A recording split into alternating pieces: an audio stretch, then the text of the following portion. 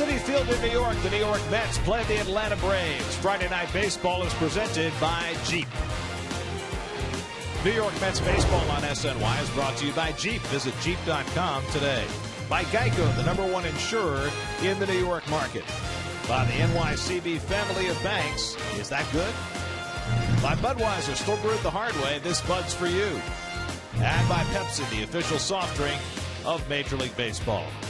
Well, the Mets stepped away from their division for a while, but they're back in division tonight. The Atlanta Braves are in town with a new face and a hot hitter. Also the best start of his career. Best shortstop on the planet is here. And that guy who always gives the Mets fits.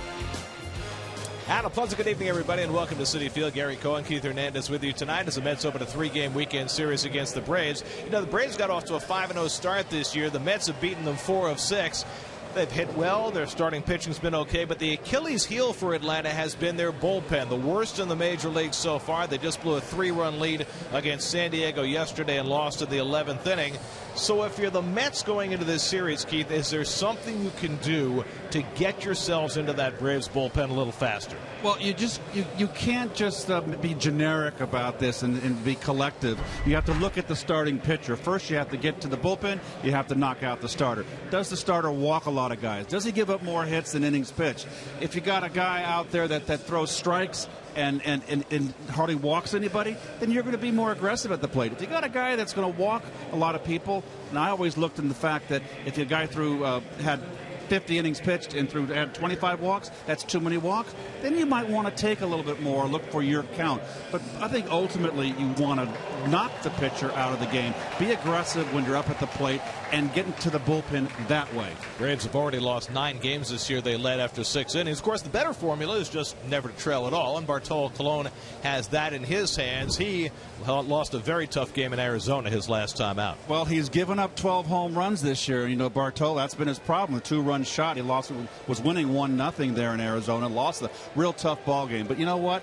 He's got 8 wins this year. He's been fabulous. 15 games last year.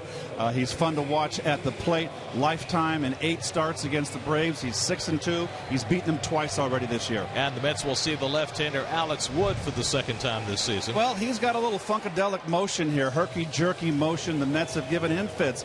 He's had 6 starts against the Mets. He's yet to beat them. He's 0-2 lifetime against the Metsies. Mets are 21-11 against their own division. They'll try and get hot again playing against the Braves.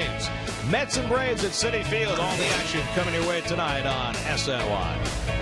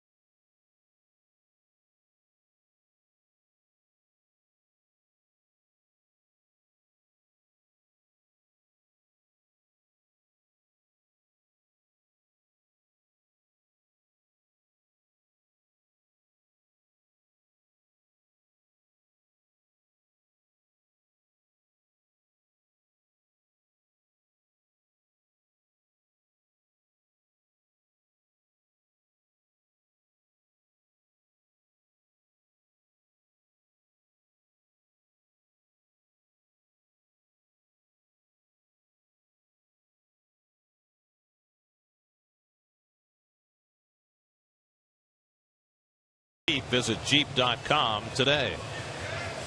Time to vote for your Mets All-Stars. You can vote 35 times on the 2015 Esurance MLB All-Star Game ballot at Mets.com. Voting's exclusively online and available on your computer, tablet, and smartphone. Vote at Mets.com now. Your Coldwell Banker home field advantage. And there it is. That's a 22-10 at home. Lost 2 of the first 3 on this homestand against the Giants. Tied for the second best record ever at home through their first 32 games, and their best since moving to Citi Field. Bartolo Colon getting ready for his 13th start, trying to become the third 9-game winner in the majors this year. First pitch coming up.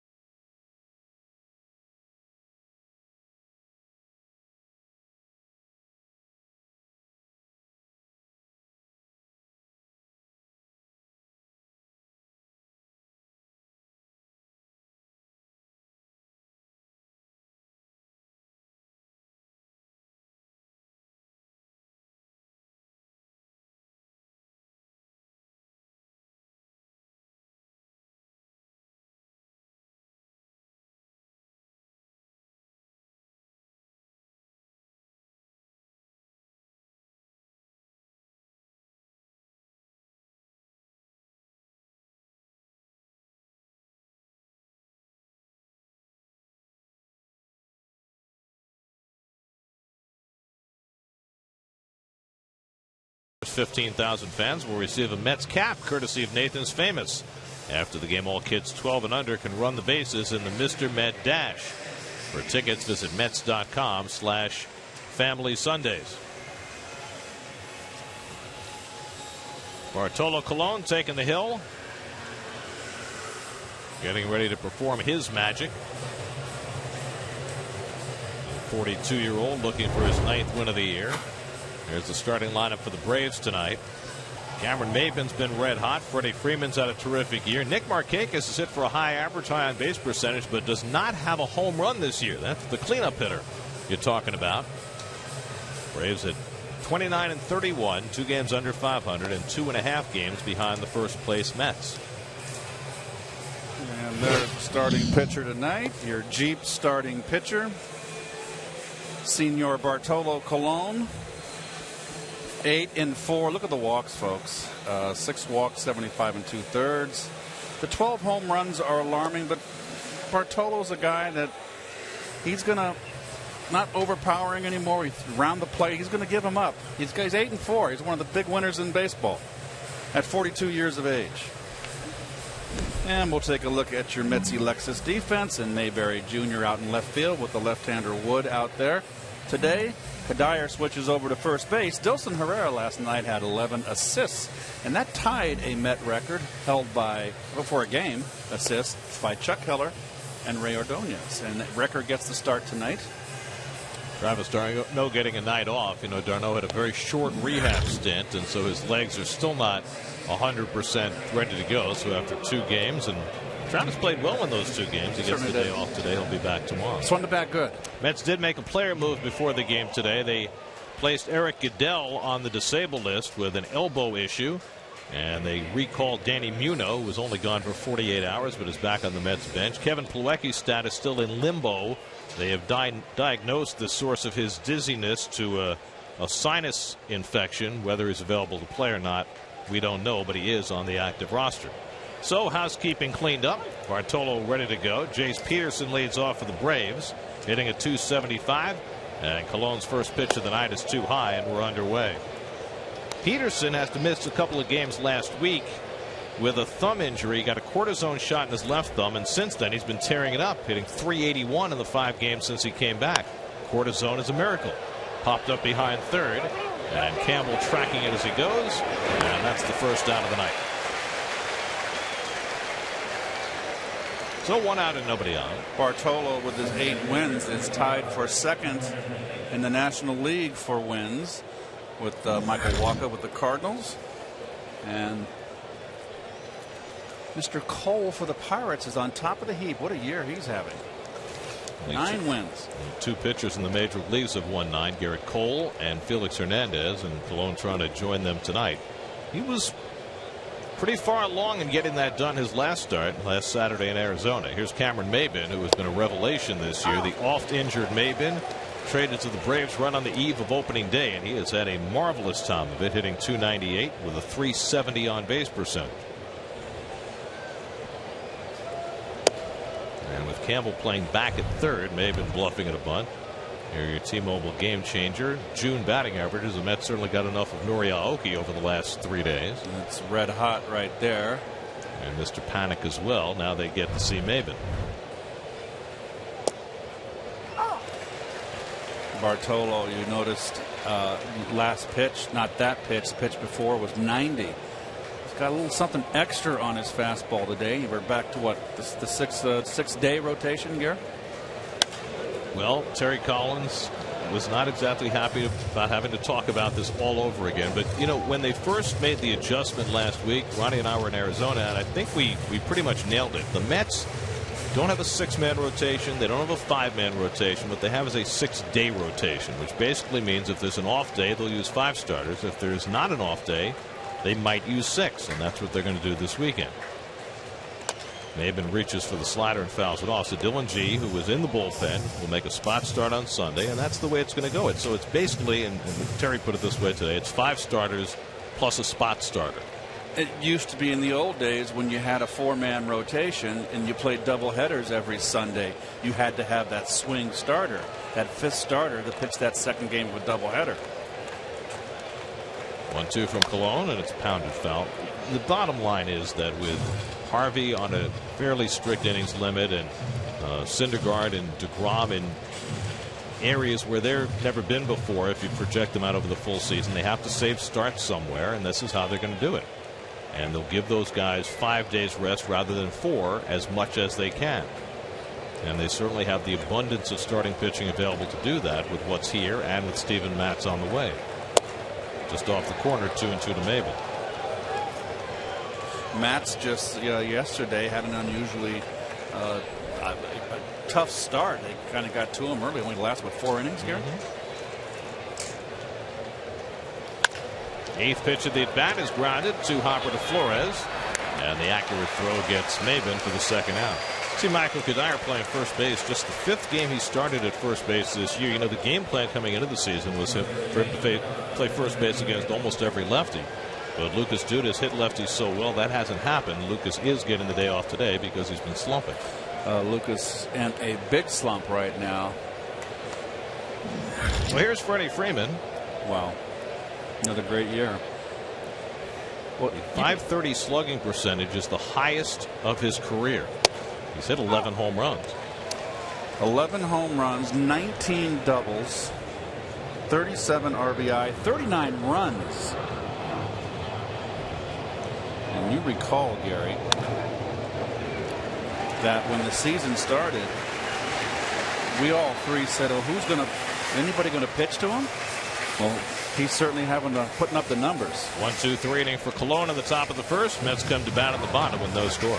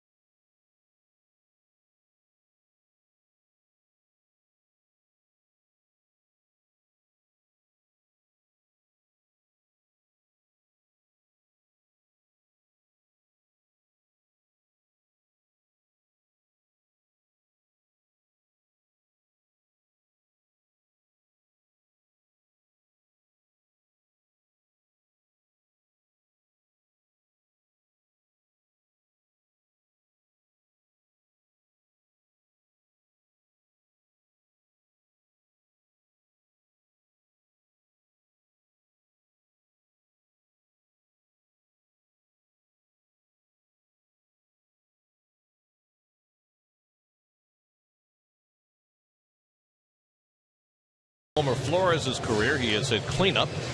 Michael Kadire moves into the 3 spot with Duda out of the lineup. Mayberry gets the start against the lefty. And Anthony Recker in there to spell d'Arnaud after his first 2 days back from the DL. And there's the starting pitcher for the Bravos. Toyota starting pitcher. There's his numbers. He's got a very herky-jerky motion. Gives up a lot of hits. And Gary, in the open, we mentioned about we want to get to that Braves bullpen. You look at his numbers. Lefties hitting 283. Righties hitting 302. More hits than innings pitched. You go up to the plate going after this guy, which Curtis Granderson does. Fouls off the first offering.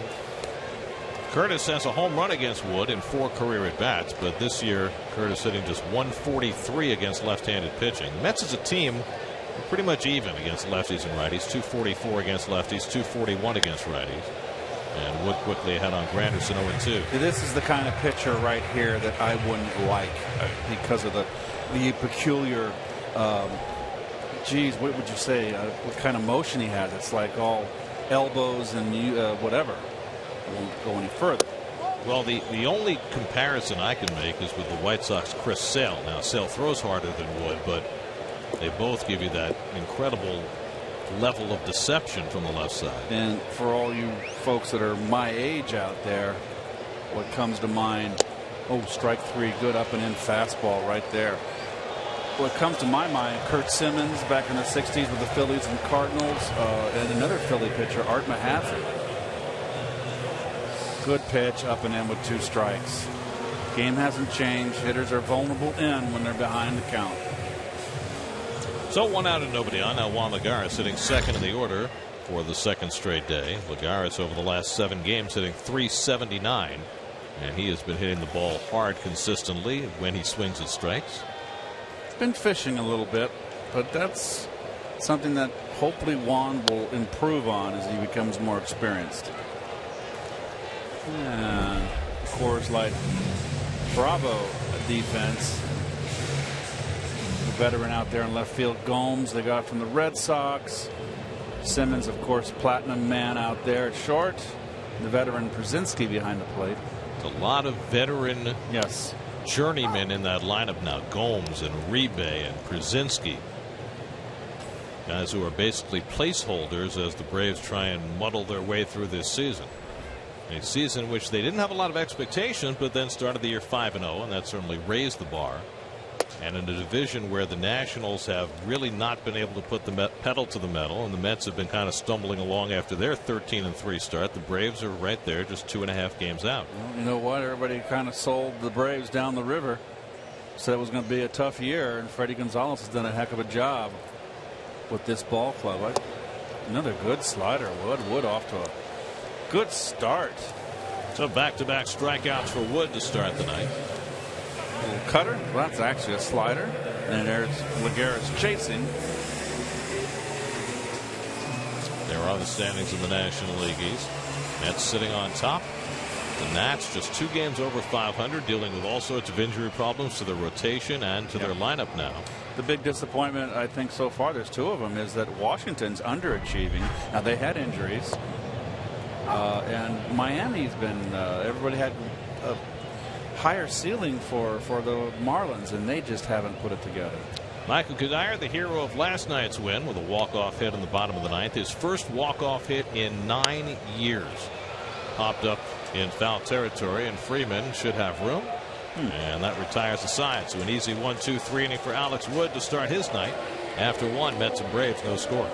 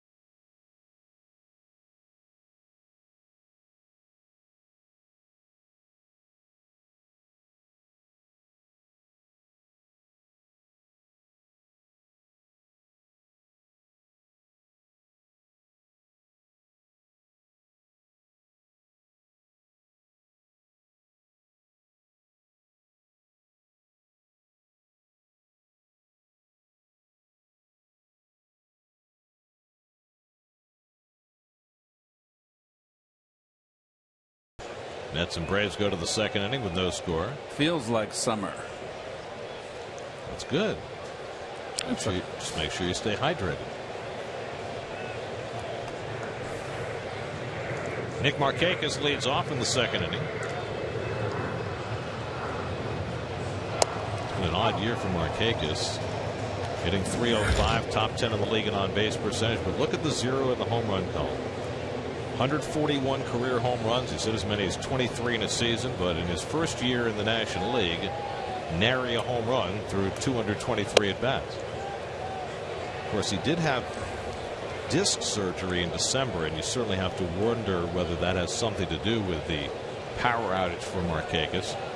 But there's another piece to that, too. You know, the Braves have made a concerted effort this year to change their offense. As Markakis lifts one to left, and Mayberry is there. We talked about this earlier in the season. They've always been, over the last few years, an all-or-nothing offensive team. And this year, they have struck out the fewest times of any team in the league. They have Gare, and their on-base percentage is 5th in the National League, if you look at Freddie Gonzalez.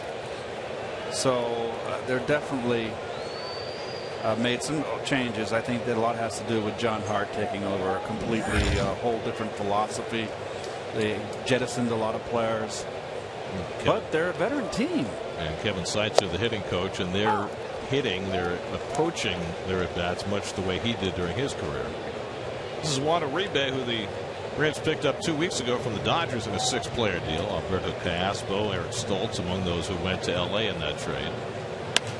High ball hitter, all or nothing hitter, got power. Been around a long time, been on a lot of winners here. 36 years old, playing with his 5th different team. A.J. Pierzynski on deck. You got Uribe, Pierzynski, and Gomes hitting 5, 6, and 7 in the batting order. 36, 38, and 34 years old. All journeyman players. Uribe hits it to shallow right. Granderson handles in. 2 out. So 5 up and 5 down for Cologne to start the night. 2 out and nobody on. Now Pierzynski, and it wasn't really supposed to work out this way for the Braves, but Pierzynski has gotten the bulk of the playing time away from young Christian Betancourt, whom the Braves consider their catcher of the future. Oh, Betancourt's been struggling mightily at the plate. He's got a long swing, Gare, and Betancourt. And they'll find out in a hurry, especially with the hard throwers in today's game. A lot of them more abundance of hard throwers. You got a long swing. It's going to be a tough road to hoe. Pierzynski got off to a hot start, and so has gotten the bulk of the playing time. Now 38 years old. He was drafted by the Twins in 1994. That's 21 years ago, out of high school in Florida. AJ, by the way, was born out your way on Bridgehampton. Oh, okay. And then his family moved to Florida when he was just 3 years old.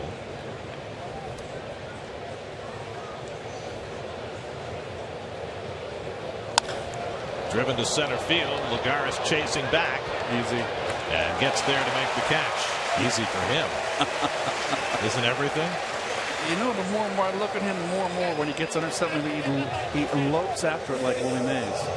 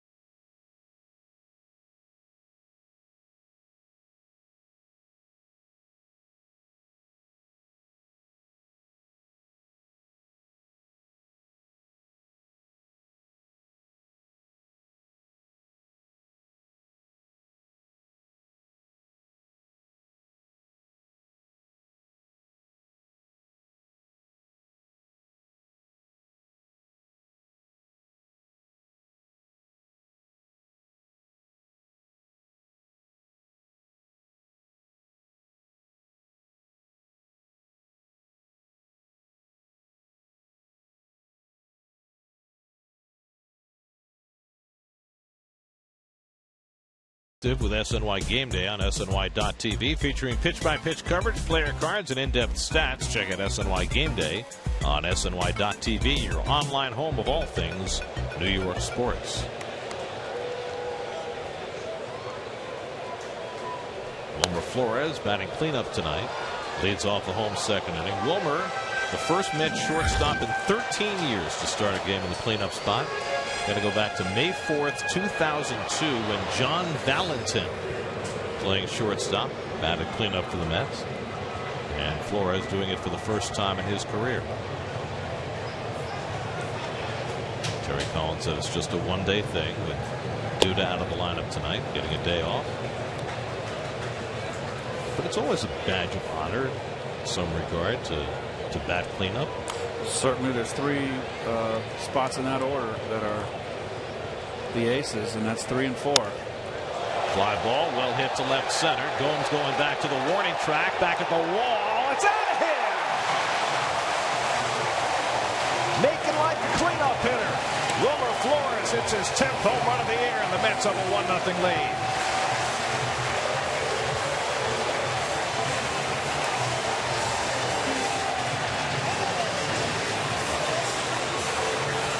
Alex Wood had given up only 2 home runs all season. Michael Kadire had one against him earlier this year. Giancarlo Stanton took him deep, and now Flores is the 3rd. It's always in that same spot. 10th home run. Likes that ball about mid-thigh, middle end. Nice catch by that Met fan in a road jersey. So the Mets get the early lead. Now John Mayberry takes outside. Beautiful swing right there. Nice and see, effortless. Not trying to do too much with it. Let the wrists take over. That Mets home run means $2,000 for an NYC community partner, courtesy of Citi. The Mets' 53rd home run of the season. You know, just to expand the point we were making about the Braves and how they've changed their offensive approach, the Braves have hit only 39 home runs this year, second from the bottom in the National League. So the Mets have now out-homered Atlanta by 14. There's a strike, 3-1 to Mayberry. Is Wilmer on top of the heap now for shortstops with home runs, or that put him over? I think he sole possession. He was at least tied, so he should be in the lead by himself. Mayberry flies it down the line toward that short fence, and it goes out of play. 3-2. Mayberry getting his 13th start of the year. The vast majority have been against left-handed pitching. In fact, he has started every game the Mets have faced a lefty starter. Wilson Herrera on deck. This is the 12th time the Mets have faced a lefty starter in 62 games. It seems like there's a dearth of left-hand starting pitching, at least around the National League East. Well, the Mets are 5-6 this year against lefties. And it's outside ball 4, so Mayberry draws a walk after the home run by Flores. Your lows never stop improving. Well, Alex Wood started the night with the best home run rate in the National League. Only 2 home runs allowed in 67 innings when the night began. That changes on Flores' home run. Now Dilson Herrera, playing his second game back from the disabled list, went 0 for 3 and a walk last night in his return, coming back from a fractured middle finger. He got here late afternoon for last night's game from Las Vegas. That's the disadvantage of having your AAA team on the West Coast, practically. One of the disadvantages. I mean, Danny Munoz has been on that.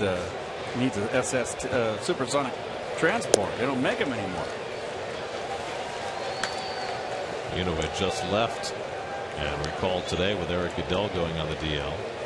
It's a lot of moves coming in a short period of time. They activated Parnell yesterday, and Herrera. Tejada's away on maternity leave. Dylan G's away on bereavement, but he'll be back in time for his start Sunday. Herrera golfs 1 foul, 2-1. So there's a lot of moving parts right now for the Mets. At least they've got a backup infielder tonight. They did not the last 2 nights because of all the machinations. But with Munoz here, at least if somebody goes down on the infield, there's somebody to replace him. And the Mets had a scare 2 nights ago when Campbell got whacked in the head, making that tag at third base. Herrera chases the changeup, and it's 2-2. It's a big opportunity for Dilson.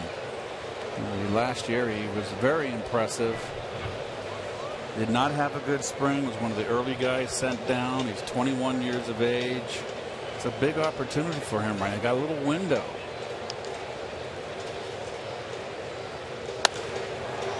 to right field, and over toward the line comes Markakis, who has gone 386 straight games without making an error. That's the first out of the inning. It's a long time. It's more than 2 years playing every day. Outfielders aren't going to make that many errors in the course of the season. Look, a lot of them are. If you're a good outfielder, they're going to be throwing errors. Now Eric Campbell with 1 out and 1 on. By the way, we talked about Flores and home runs by shortstop. Johnny Peralta also has 10 home runs. So he's tied. So they are tied for the major league lead. He's on we're not, we got around, 20 games left for the 100 games after today. That's right. Eric Campbell fouls one back. Today is game 62, so there's 19 more games after today before he gets to the midpoint of the season. So, Flores is on a pace for 25 home runs. Darn right he is. And, around 70 ribeye steaks. If he can keep it up, 28 right now. So Mayberry at first and 1 out. 75-80, excuse me. A heck of a year from a shortstop. And, that was the whole point that the Mets made in putting Flores at short, that he would be adequate defensively and be above the curve as far as offensive production for a shortstop. And that all made sense when you had your two best hitters playing second and third. But with those guys out, it doesn't make quite the same degree of sense right now. And, Wilmer can play third. Wilmer can play second. So now he's got shortstop on his resume. Well, they've been adamant about not moving him even in these contingencies. Tejada may be the better shortstop, but they do not want to play him there because I think they want Flores to feel as though it's his job and not that he's just an itinerant who can be moved easily. Well, it's always most difficult when, as a player and a young player, and Wilmer is young, even though you don't think of him in terms of being, 24, 23? If I go 0 for 4, I may not play tomorrow. You got to let him know that you've got confidence in him. But the concept that, say, moving him to second base, would that destroy his confidence if he knows he's going to play in a different position? I don't think so. It's all about as long as you're playing. I think what destroys your confidence is if you go into a slump and you get benched. And then you start thinking in your head, gosh, if I don't get a hit today, I may not play tomorrow. That's not good. Campbell bangs one off his foot. All that having been said, though, lately Flores' defense has been awfully good. He's been a very journeyman-like.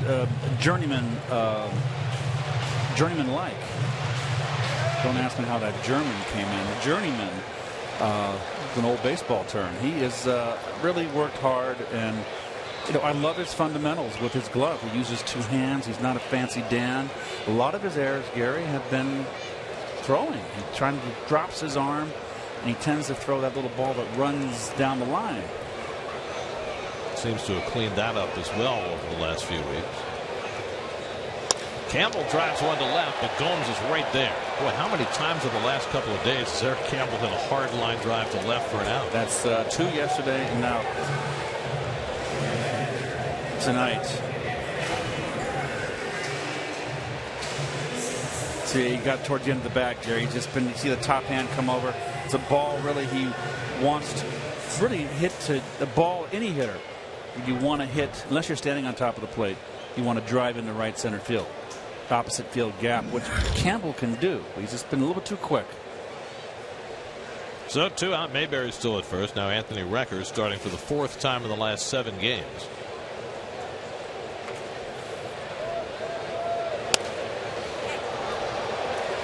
That should make it back toward the crowd. 4th row.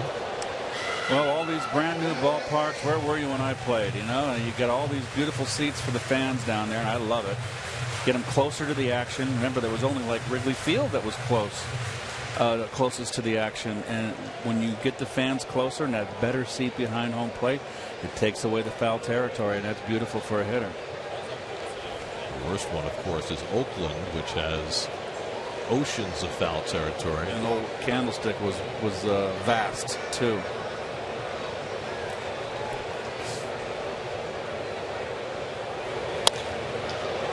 Anderson Simmons gets the force play, and that retires the side, but the Mets grab the early lead.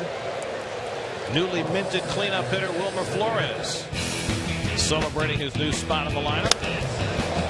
10th home run of the year for Flores. And the Mets and Bartolo Colon a 1-0 lead going to the third.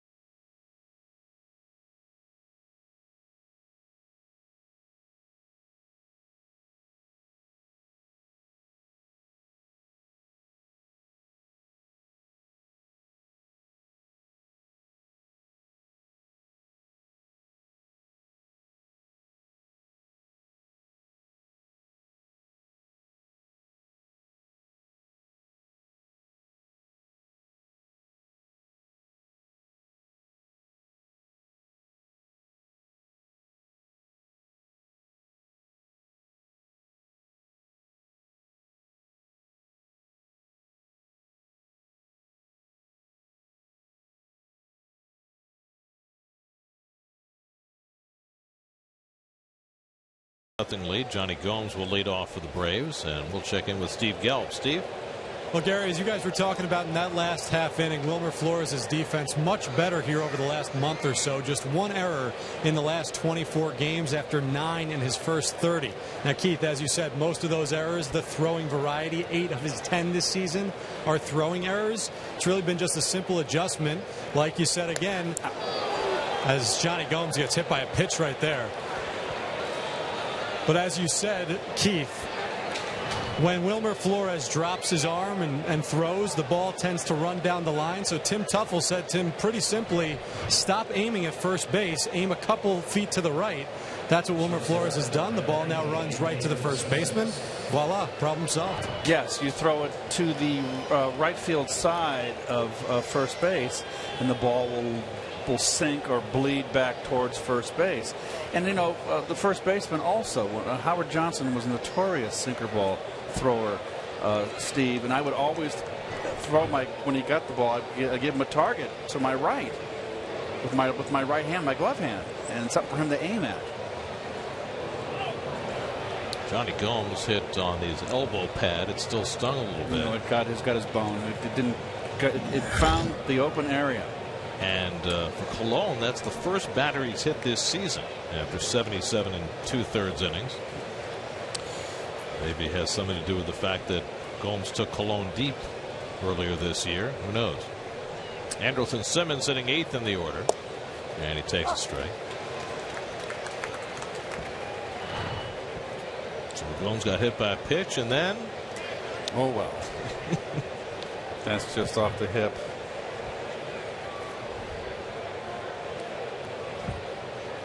Simmons sitting at 263. He's also hit into 13 double plays, the most in the league. He lines this one to right field and just foul. He developed a little longer swing when he came up his rookie year. What did he hit? He hit 18 home runs? 17. 17 home runs, and I think that he got into some bad habits in his sophomore year and was longer, trying to hit the ball harder, and as a result, I mean, he's a fine player and he's a dangerous hitter, but he's now, the batting average is a little bit lower. Better this year than last, though. Yep. Last year he was, he got caught up in that whole ethic that the Braves were in, where they were just trying to hit everything out of the ballpark. I'm not sure I've seen a team make as vast a change in a team-wide approach to hitting in one season as the Braves have made this year compared to last. Well, the one guy they kept, obviously you're not going to trade Freddie Freeman, but Freddie Freeman is a power hitter, but he's a disciplined hitter too. He walks. Nice. It's behind bars. Very artistic. The center field, and Lagares is right there. Tagging at first is Gomes, but he's going nowhere. And that's the first out. That was the first hit batsman by Bartolo. Not surprising. Man has only walked 6 batters in 70 now at this point. 78 innings pitched. Now Alex Wood, who was never much of a hitter. In fact, he only had 3 hits in his career before this season. He already has 4 this year. He's hitting 211. So you got a couple of pitchers in this game who are resurgent hitters this season. 13 strikeouts in those 19 at bats, though, Gare. So it's all or nothing. Yes. He's up there to bunt, and he takes a strike.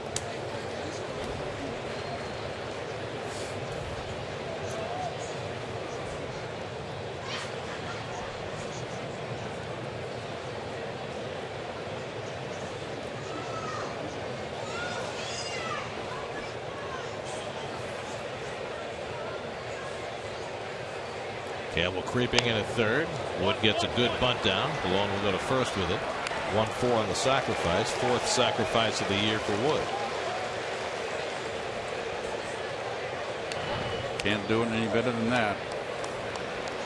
If you deaden the ball and you get it towards the end of the bat, doesn't matter really where you bunt it.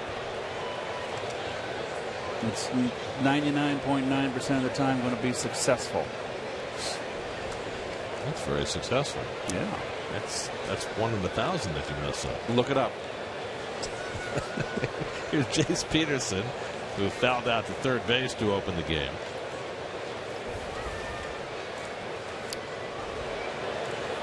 Nobody covering. Malone just playing with Gomes. There's something going on between Cologne and Gomes, it would seem. Well, the top 4 batters in this Brave order are all been very proficient with men on base. Been hitting good in the clutch. The Brave team hitting .295 with runners in scoring position with 2 outs, .270. And I won't bore you with statistics, but one more. This young man right here with 2 outs this year is hitting .353. Cameron Maybin would be next.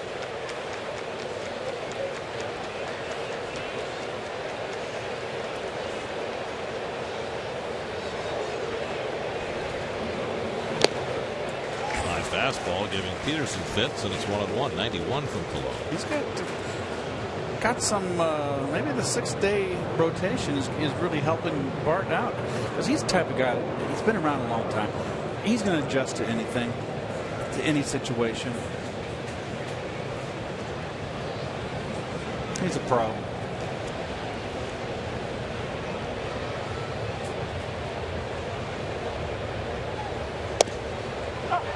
Call strike to Peterson on the 2-seamer, 1-2. Well, we mentioned the Braves hitting .295 as a team with runners in scoring position, where the Rockies have done better. So, in my opinion, then the Braves are the best team hitting with runners in scoring position. You've got that Coors Field, which is like a ballpark on steroids.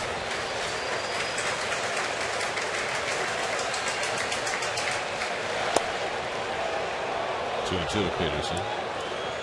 Well, we witnessed Tim Hudson the other night pick up his 218th career victory, the most among active pitchers. It wasn't pretty. Malone is second on that list at 212.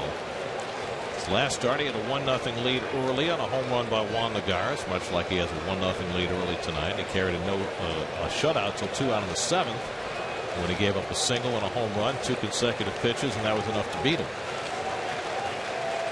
He'd like some more runs tonight. Peterson fouls off the fastball, 92 from Cologne. He's doing pretty good. So when he's getting a little something extra on it, And let me tell you, 90's pretty is plenty. 91, 92. Then that makes, when he takes something off his pitches, which he's such a master at, it makes him that much more effective.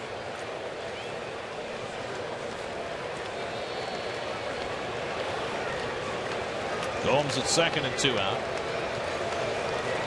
And Peterson takes strike 3 call. That one ran back to the satisfaction of Lance Barksdale. And Colon has his first strikeout of the night. And now he'll get his first at bat of the night. No more clown music for Colon's at bats.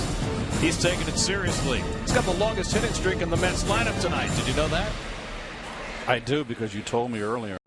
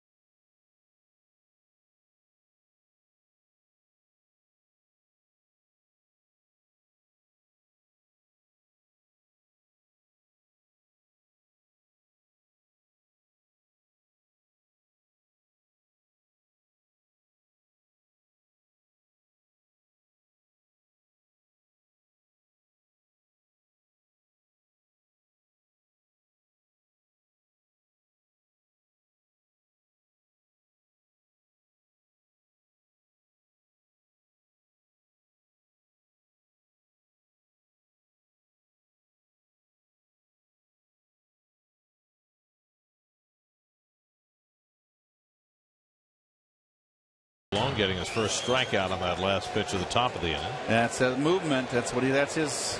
Bart knows. Bart. I'm going to call him Bartolo. Sounds much better than Bart. He might have got the call there.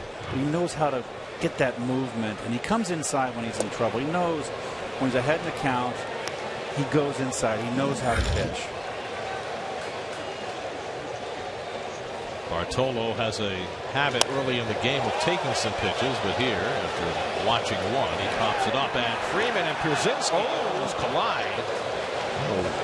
Why Freeman was coming as quickly as he was as Pierzynski called for that ball, and Freddie nearly took his legs out, but Pierzynski held on. Well, the first baseman, he could have taken that. I mean, the first baseman is the center fielder here. It's a much easier play. You got two veterans there. No one hurt.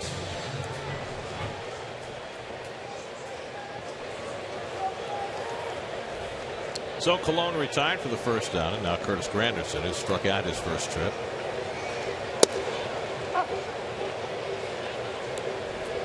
Two for four, 2 straight nights of 2 for 4 for Granderson. The last 2 games of the series against the Gents.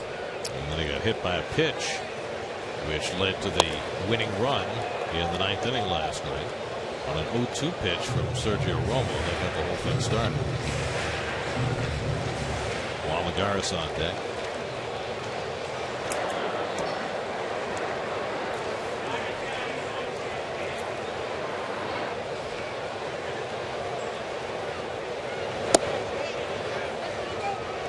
Granderson held the swing. Eric Cooper with the call.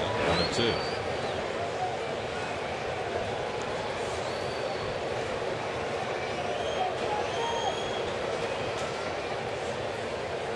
Baby face, huh? 24 years old. And he strikes out Granderson with a changeup. Second time he's got Curtis. His 3rd strikeout of the night. Well, the motion is part of his game of deceit. as I call it. Hard to pick up. Look at the shoulder up, hand way down. Look at how low he gets. Look at the big stride. Where's the ball? Oh, there it is. That's tough. That's the kind of pitcher I hated to face. And how about the end of that, where his landing leg, as he delivers the ball, hits the ground and then goes backwards? I don't know that I've ever seen that before. It's called a it's a recoil. That's what it is. That's so odd. It's called in our day the herky-jerky motion. You just can't get a rhythm as a hitter off a guy, so you have to focus on the point of release. You have to you focus where he releases the ball. You see his motion in kind of the background.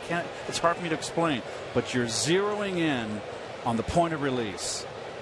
So a guy like this, you have to, for me, I would never try to hit a home run off him. I'm going to beat him with base hits. And if he makes a mistake, I might take him deep.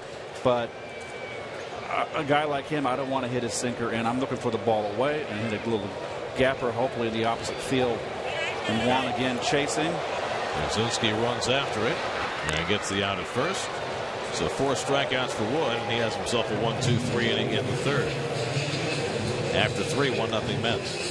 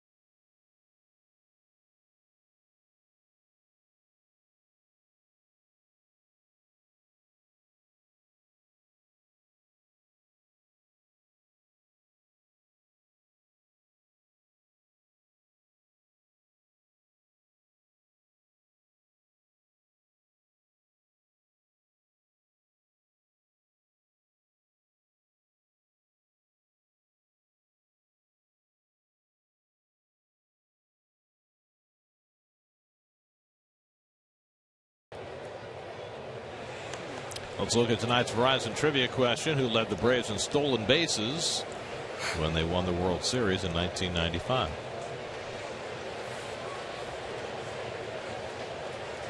Chew on that.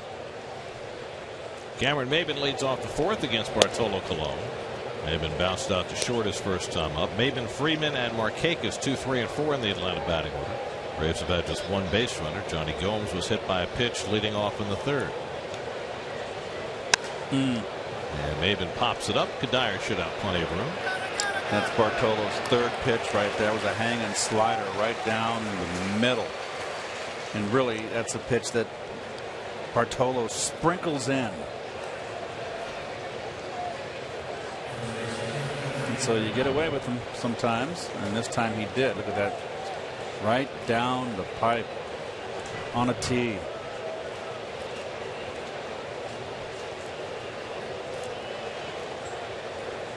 So 1 out in the 4th. Now Freddie Freeman, who bounced out to Kadire his first time up. Freeman tonight playing in his 229th consecutive game, which is the longest active streak in the majors. And you're thinking 229, that's That's not so many.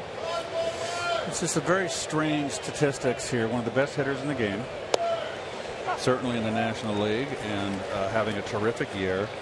We talked about the .304 batting average, 37 RBIs, 39 runs, 11 home runs, 59 strikeouts. You wouldn't think that he'd be. That's 60 strikeouts. He's on a pace to strike out 100, over around 180 times, and you just wouldn't think a hitter like Freddie would strike out so much. It's one of the crazy things in the game today that you see. 2-2 to Freeman. Getting back to his consecutive game streak, there are actually only 4 players right now who have a consecutive game streak of 100 games. I mean, think in the context of Cal Ripken and Lou Gehrig and Billy Williams and Steve Garvey, people who played in 1,000 games in a row. That's lined the other way. A base hit for Freeman, the first hit of the night against Cologne. Well, I mean, there are only 4 players who've played in 100 straight games. Well, the game has changed so much in terms of players sitting out and getting rest now. Well, I can tell you one thing. You've got extra teams on the West Coast. Excuse me, guy. I just sneezed. Bless you. One of those uncontrollable ones. I had to sneeze it. So thank God for the cough. There are some things you just can't control in this. Right in the middle of my excellent point I was about to make. I think you were somewhere on the West Coast. With the extra teams on the West Coast and 3 divisions, it's a lot more travel. It's a tougher schedule. There's no doubt about it. I'm very sympathetic. Wouldn't be the right word, but it's a grind. 162. It's more of a grind today. Nick Markakis flying to left his first time up.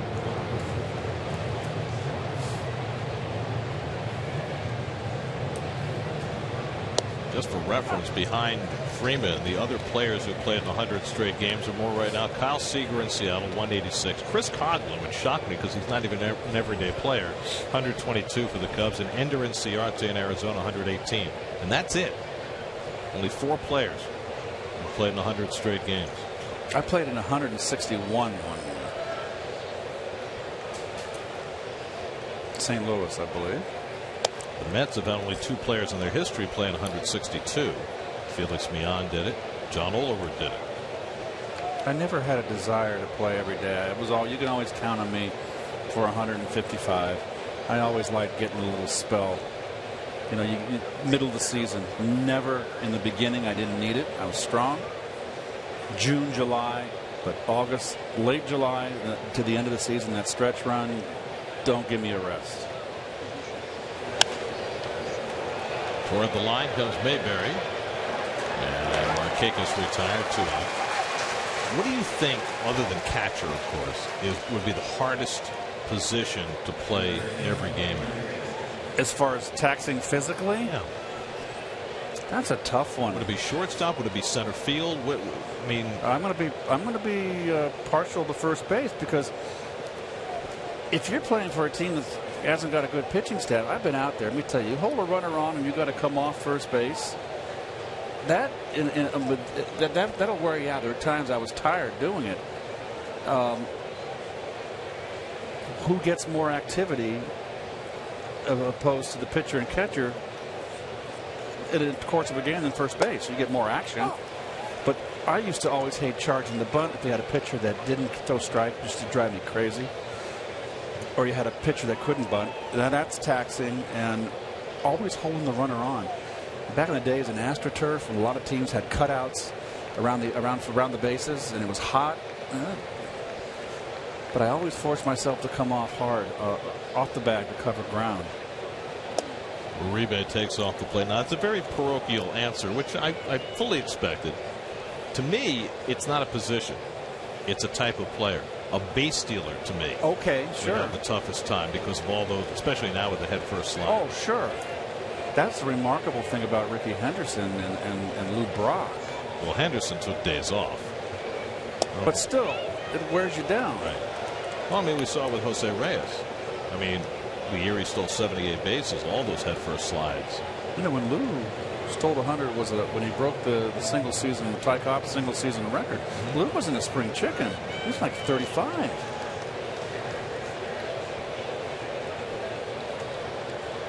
Lou have 118. 118, right. Remember he came out with the Converse shoe, the 118s. I don't remember. I do. Like to get me a pair. Flores with a nice pickup, throws out Uribe. Side retired. So Colon gives up his first hit, but he's rolling with a 1-0 lead in the fourth.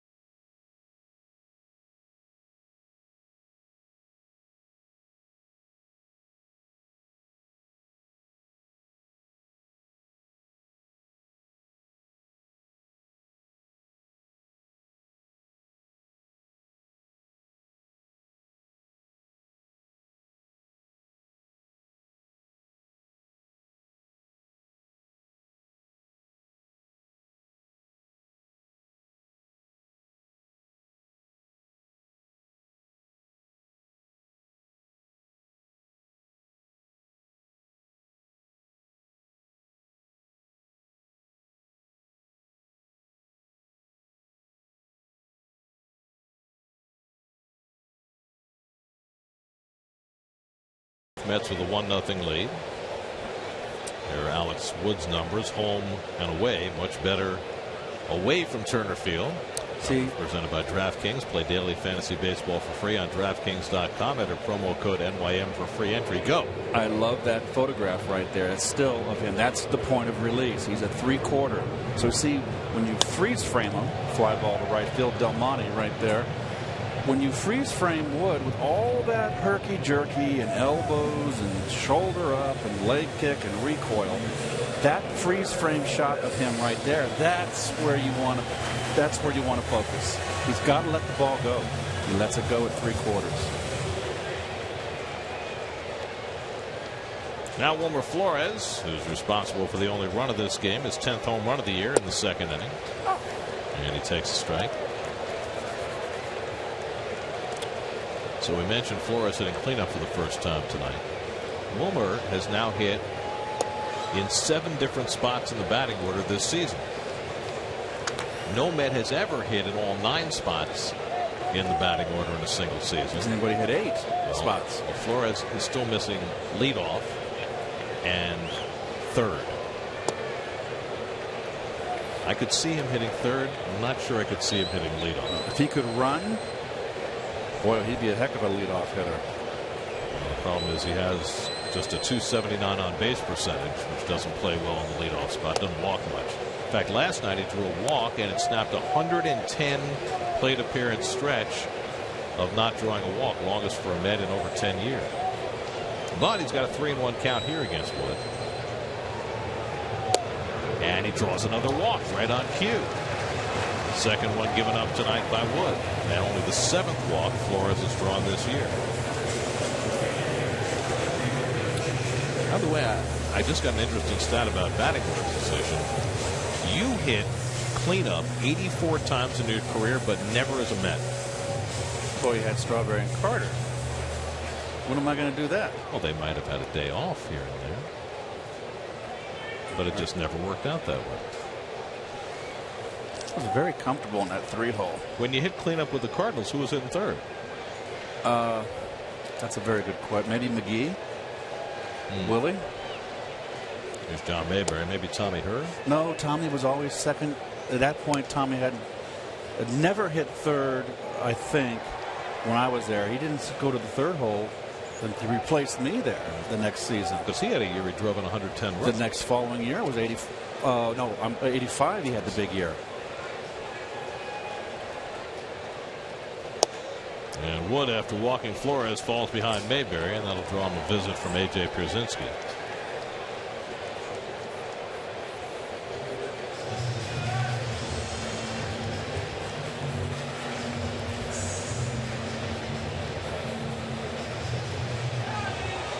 Yesterday, we mentioned the Braves blew a 3-run lead in the 8th and lost in the 11th. And Roger McDowell, their pitching coach, who's got to be so dismayed at what their bullpen has done. Yesterday, they used 5 pitchers in the 8th inning, 5 pitchers in 1 inning, and so by the time they got to the 11th, they only had 1 man left in their bullpen, and that was Jim Johnson. He's the only reliever who didn't pitch yesterday. So in the 11th inning, Alex Wood actually had his spikes on and was down in the bullpen, and they were ready to go to him if the game had gone much longer, and they would have just made another plan for a starter today. That's how taxed that bullpen is. A change up to Mayberry on 2-0.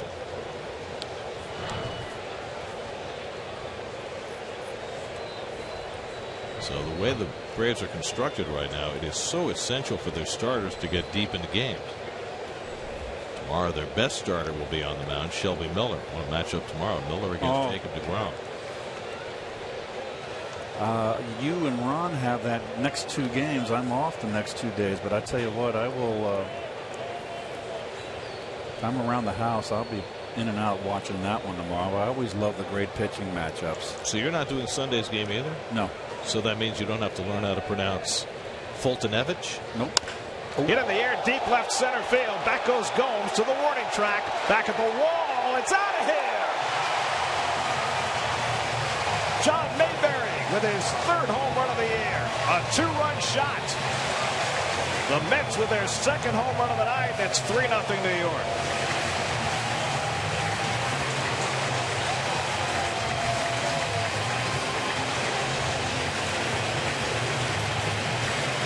A moonshot from Mayberry. And the Mets have a 3-run lead. 2-1 count, 2-0 changeup, and then a fastball down inner half. And Mayberry crushes it. There was no doubt about that. I knew it was out here, but I don't want to get in front of your home run call. Went out by about 6 feet, Keith. Dilson Herrera, the batter. Well, Alex Wood had allowed 2 home runs in 11 starts this year. He's allowed 2 in the last 3 innings. And let's remember now, that was an out in the first couple of years of this ballpark. Right up against the Great Wall of Flushing, where the Party City deck now resides. Herrera hooks a base hit into left field. Takes a turn. He's going to try for 2. Goes with the throw to second. Not in time. Nelson Herrera's first hit since coming off the disabled list as he hustles out a double. Glad to see that. I think that this young man has a future. I think he has a chance to be a really, really, really good hitter. Off-speed pitch. Let go with one hand.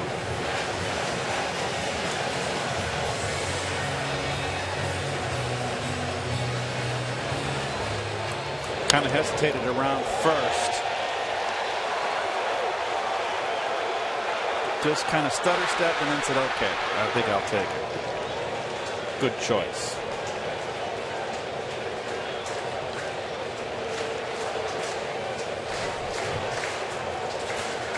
So a walk, a 2-run homer, and a double from the 4, 5, and 6 hitters. And now Eric Campbell, who smoked one to left that was caught his first time up. Herrera's 2nd double of the year. And his first hit since coming back from the DL yesterday.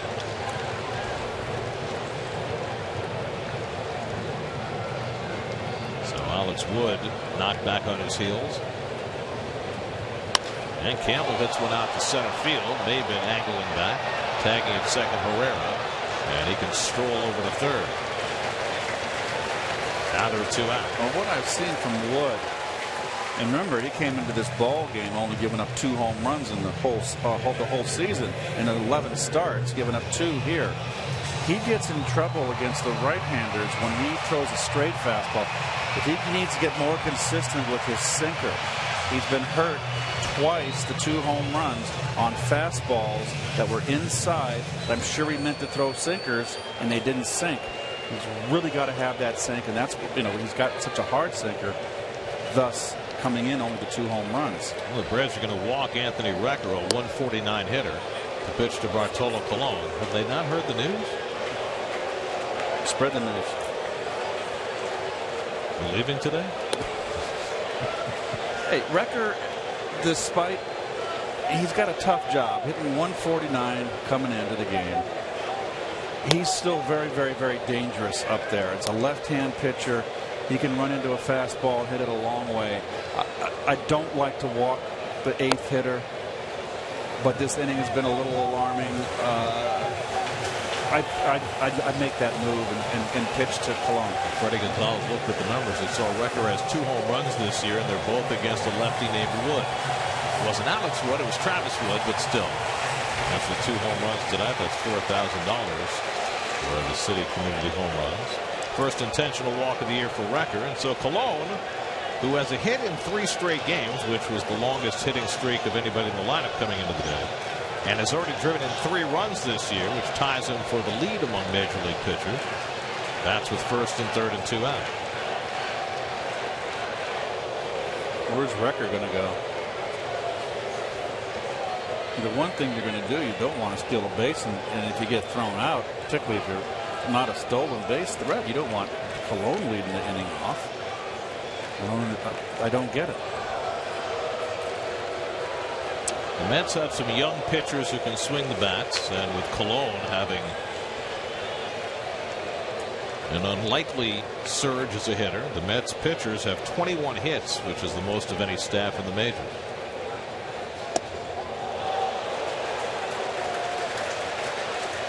I've never seen someone get an applause for swinging and missing. They love it. They love it. Everything about his at-bats has made him a folk hero. The good, the bad, and the ugly. Probably especially the ugly. Taking all the way on 0-1. You don't see that often. 1-1. Well, he's just got his own way of going about things. He's a very bright guy. That's what it is, Gary. He knows how to play this game.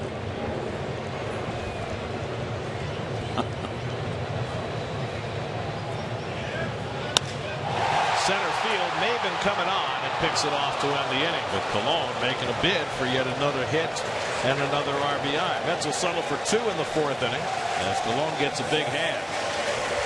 But it's John Mayberry who ends the Mets lead with his 3rd home run of the season. 2-run shots. Mets have gone deep twice tonight and lead 3-0 after 4.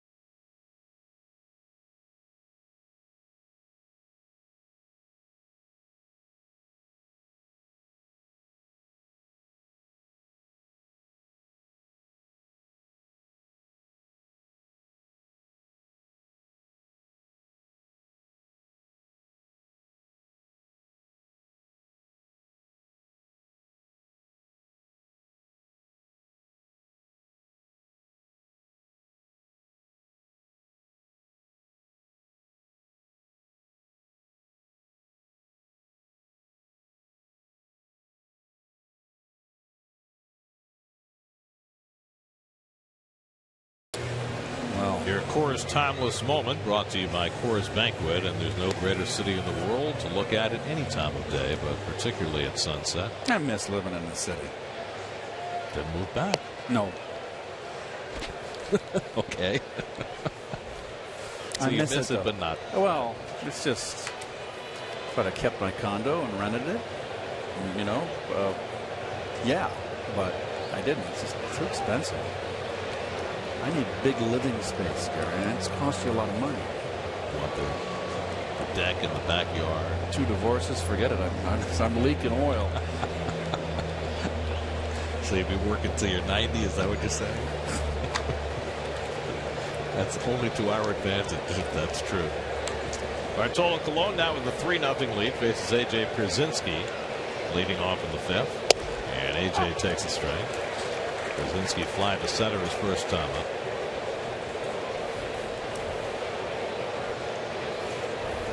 Well, Colon had a shutout going through 6 2/3 his last start.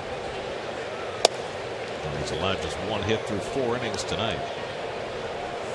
A.J. now with his 7th different team. Johnny Gomes with his 6th on deck.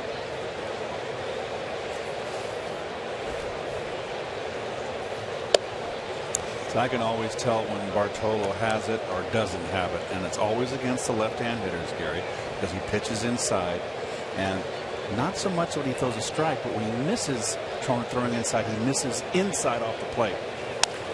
Pulled toward the hole, and that sneaks through for a base hit for Pierzynski. So the Braves have their 2nd hit. Not hit hard, but well placed. That ball has a little bit. It's not a bad pitch, really. That's pretty good hitting by Pierzynski. He's given up 7 home runs to right-handers, Bartolo, and 5 to lefties. But when he doesn't have it, he misses out over the middle against the left-handers with that fastball, and it leaks out over the middle. That's when I know that Bartolo's going to have a hard time. Which today, when he's missing, it's missing in. It has a purpose. So got it going on. Johnny Gomes, who was hit by a pitch his first time up, right near the left elbow.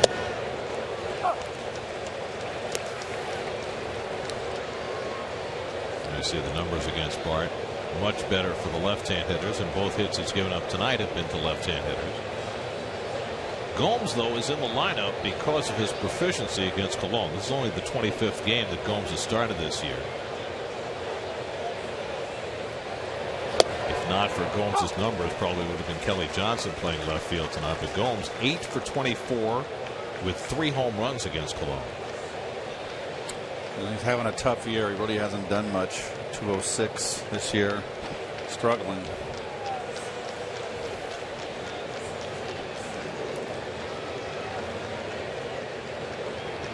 That's hit hard. Gomes has another hit against Colon. This one on an 0-2 pitch. So the Braves get the first 2 men on in the 5th on back-to-back singles. So Freddie Gonzalez gets Gomes in the lineup against a guy he sees well, and it pays off. Another pitch over too much of the plate. Right there. Beautiful. No, hardly any. No follow through. Watch it. Stops. That just goes to show. I mean, Gomes is a guy that's got some pop. So here are the updated numbers for Gomes against Colon.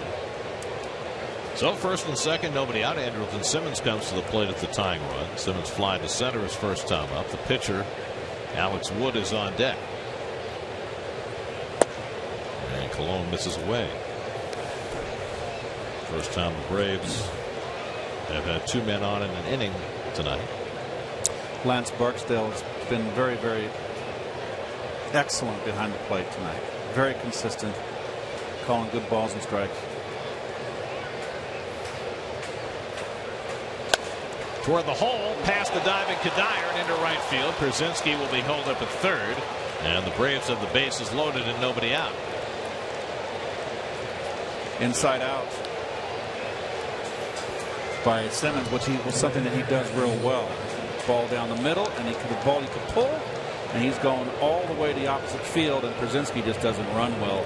No chance to score even with Granderson in right field does not possess a strong arm.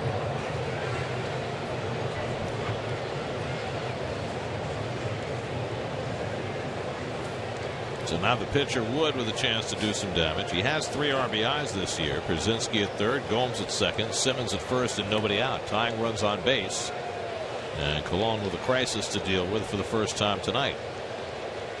Well, the rule would be you'd never squeeze with nobody out. I don't know why the corners are in against Wood here. Both corners are on the cut of the grass. I just would move them behind the runner. Is that more about coming home with a ground ball? But you can play further back. You can play 5 feet, 10 feet further back. Both positions.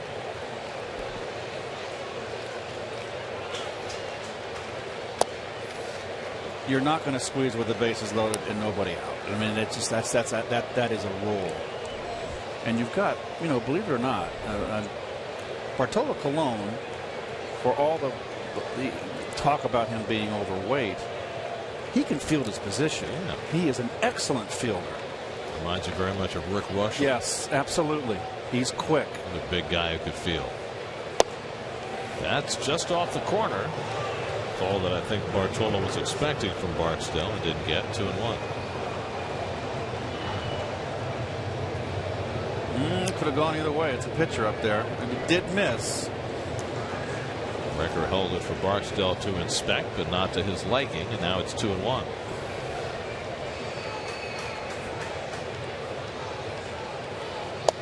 There's a strike. Good strike.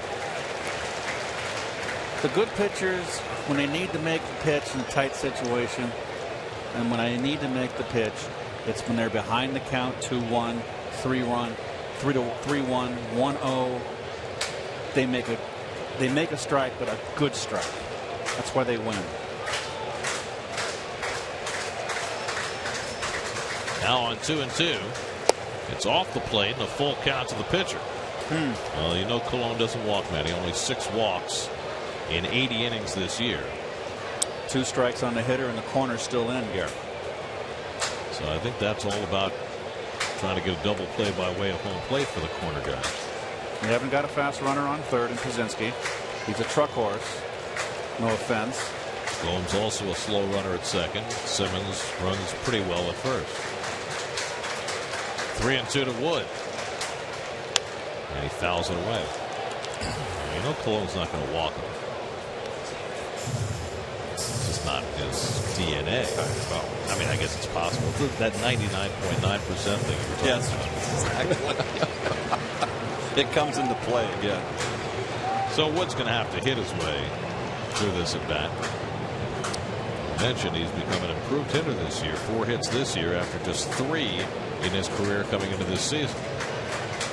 7th pitch of the at bat from Colon, and Wood taps another one foul.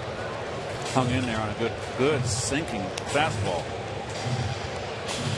Very shallow in the outfield. Lagares and Granderson. Mayberry playing deep.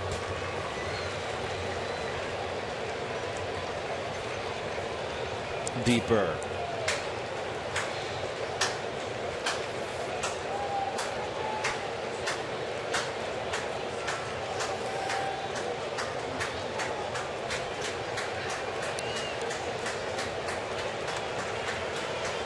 And now the 8th pitch of the at bat to Wood. Past the mound, could be 2. Flores bobbles it. They only get the 1 out as a run comes home.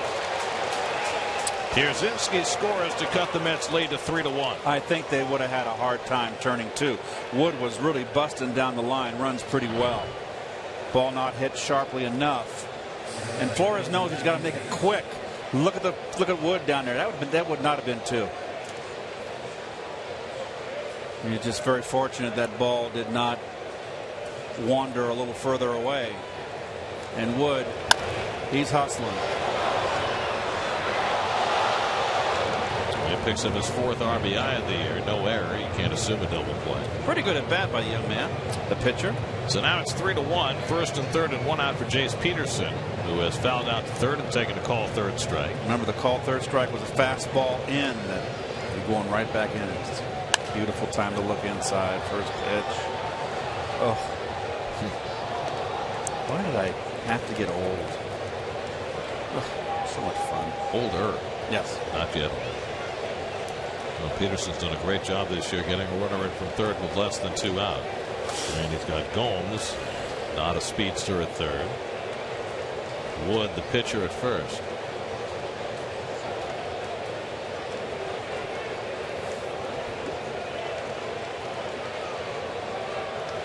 And Peterson crashes one to right. Granderson going back. It's over his head and off the wall. Gomes scores. Wood heading to third. It'll be held there. It bounces away from Herrera, but nobody's going to move any further. It's an RBI double for Jace Peterson. It cuts the Mets' lead to 3-2. Well, I mentioned that when Bartolo wants to come in, he has to make sure he gets it there. Look at that ball. That's what I was talking about. How it bleeds out over the middle of the plate when he tries to come in. He's got to be really extra careful there. Made a mistake, and Peterson makes him pay. And you got a pitcher there. He did everything right. You know, you don't want your pitcher to tucker himself out. Well, he was already at a standstill when the ball bounced away from Herrera on the relay throw, so no chance for him to get restarted. And he will get hydrated while the Mets discuss matters at the mound. So 4 hits in the inning against Kelowna, with allowed just 1 hit over the first 4 innings. And now second and third and 1 out for a red-hot hitter, Cameron Maybin. Maybin 0 for 2 tonight, grounded out and fouled out. You can see how the Mets play the infield. They can't come in. It's too early in the game. Base hit puts the Braves ahead. They're going to play the corners in. Kadire can get a little further back. Thank you. He's backing up. Playing back in the middle infield. Maybin hitting .465 with runners in scoring position, second best in the league. And he's got 2 in scoring position here with 1 out. 2 runs home in the inning. And Maybin fouls back the high fastball. Cameron Maybin, now 28 years old. First round pick by the Tigers 10 years ago. Dealt to the Marlins in the Dontrell Willis trade. He's bounced around, went to San Diego. He was hurt most of the time there. And finally healthy and having the year that everybody always expected he would.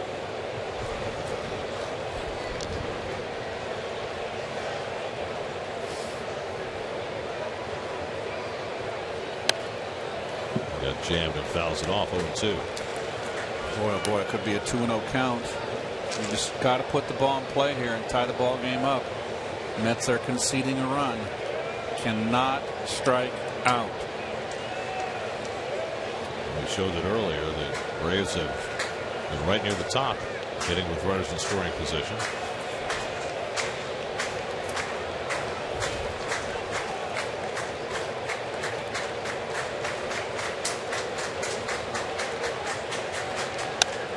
Down the right field line, slicing toward the crowd, and out of play.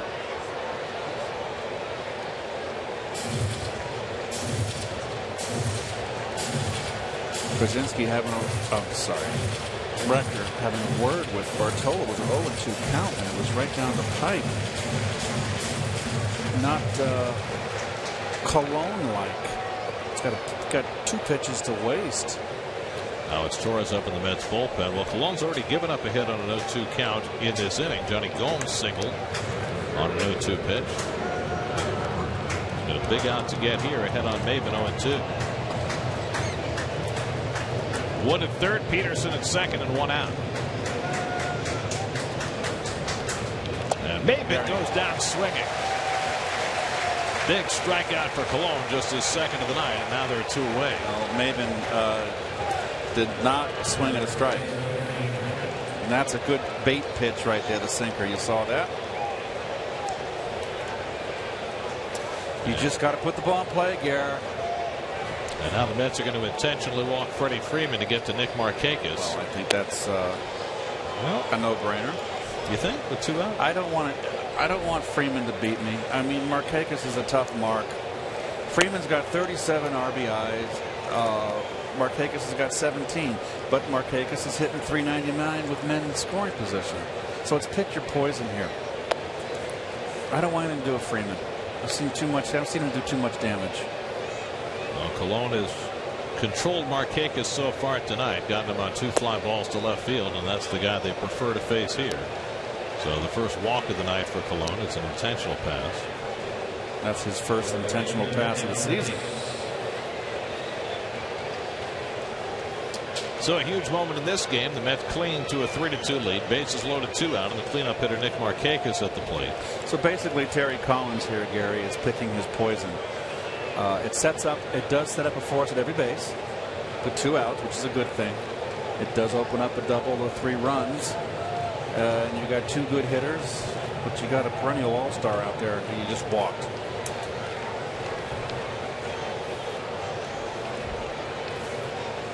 So Markakis bats with the bases full. One thing that plays in favor of this move is that a big part of Markakis' game is that he walks a lot. He's 5th in the league in walks, and you trust Colon not to walk a hitter with the bases loaded. That takes away that piece of Markakis' game. Now, as far as the individual battle between Colon and Markakis, Colon knows that Markakis, if he's got the 34 walks, he's got a good eye at the plate. Colon knows he's not going to be a guy that's going to chase.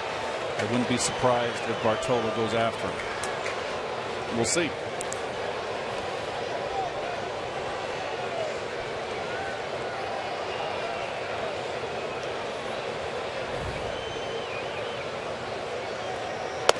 And the first pitch misses high, ball 1. Markakis, the 8th man up in the inning. Bartolo got through 4 innings with just 49 pitches. He's already thrown 28 in this inning with 2 runs home. And Alex Torres continues to work behind him in the bullpen. Colon pitching on 1 extra day. He pitched last Saturday in Arizona.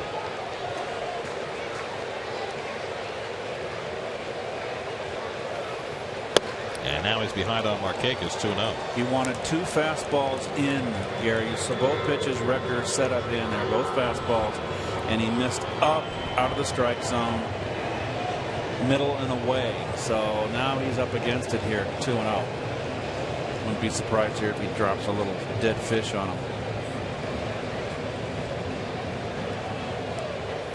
Luca Brazzi. Very nice. I was partial to a horse's head myself. 2-0. Hit right back to Colon. Bart needed a big out, and he got a big out. Bases loaded. He gets Markakis on the comebacker to strand 3. Orioles get 2, but halfway through the Mets lead 3-2.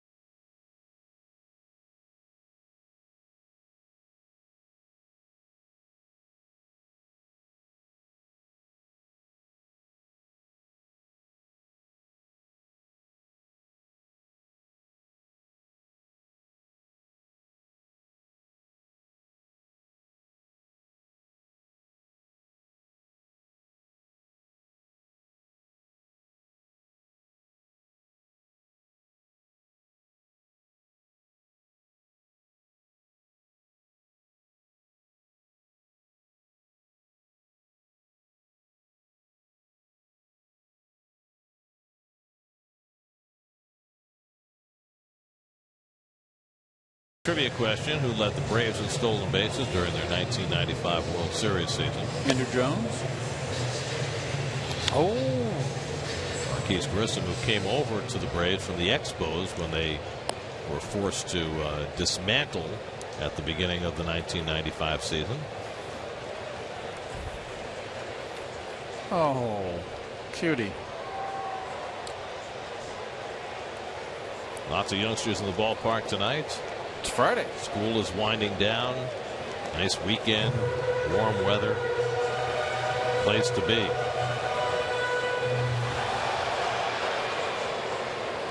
Third time around the batting order for Alex Wood.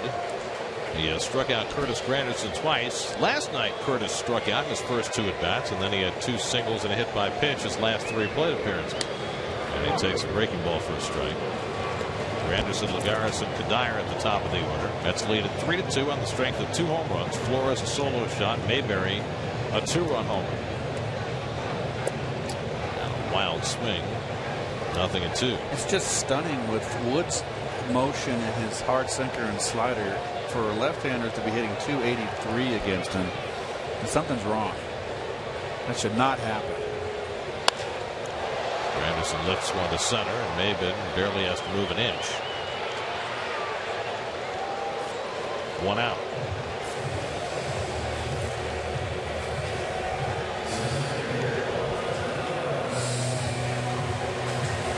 Let's see if Juan makes an adjustment here. He's been a strikeout 2 times in a row, and really, see, that's why kids. Even though I see that ball almost popped out. Dos manos for you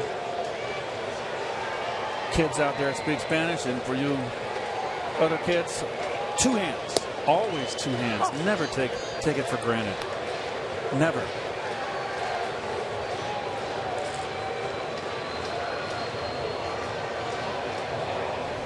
Lagares has struck out his first 2 at-bats.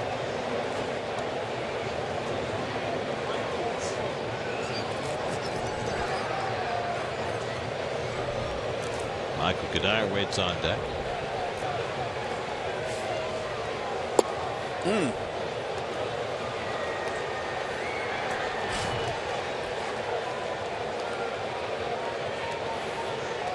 Right down the middle, under it.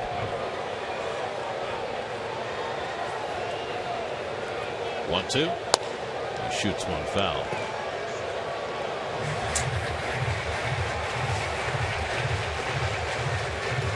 Alex Wood has walked 3, struck out 4 tonight. There's the funkadelic motion. And the recoil. Like a howitzer. Right up the middle and a base hit for Lagares. So he reached for the changeup and hit it right past the originator, and the Mets have their 4th hit of the night. Well, he kept his hands back. Oh, it's a slider here. It was a backdoor slider, and it was like knee-high to a grasshopper. He pulled a Mookie Wilson. So 33. I don't know how he hit that ball. That's Mookie when he's red hot. He hit anything. Bad ball hitter. Well, you were talking early when we came on the air about, how do you build a pitch count on a pitcher, get in the bullpen, and that you can't change the nature of a hitter. Well, that's a classic example right there. Lagares is a guy who has shown he can expand the strike zone and get base hits. It's just a matter of degree. If you keep chasing the bad balls like Juan has been doing of late, it's going to catch up with you. And hopefully with experience you learn. Would you say with a guy like Lagares that there are pitches out of the strike zone he can hit, but the ones further out that he can't hit, and he has to figure out the difference between the two? Well, there's one pitch out of the strike zone you can't hit, and that's the hard sinker or the breaking ball in the dirt. That's the one you have to lay off, like right there. Can't hit that. And you got a lot of classic bad ball hitters who've been throughout the history of this game.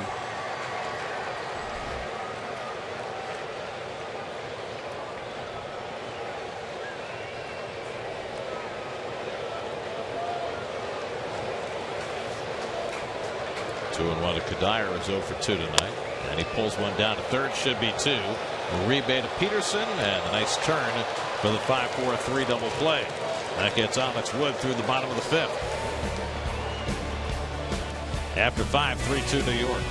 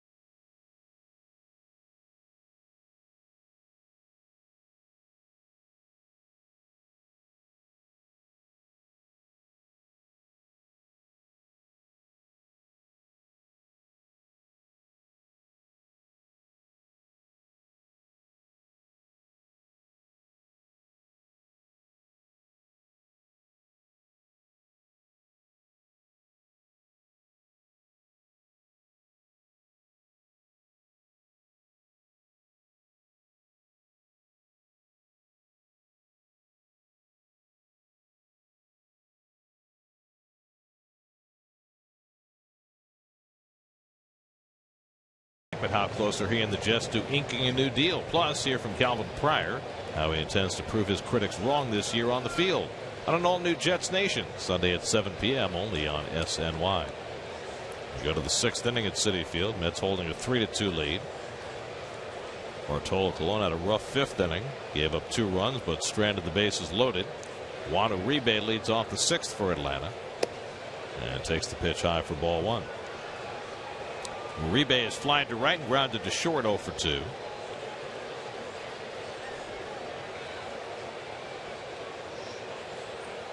Uribe began the year as the primary third baseman in LA, but Justin Turner played so well that Turner basically took his job away and made Uribe expendable.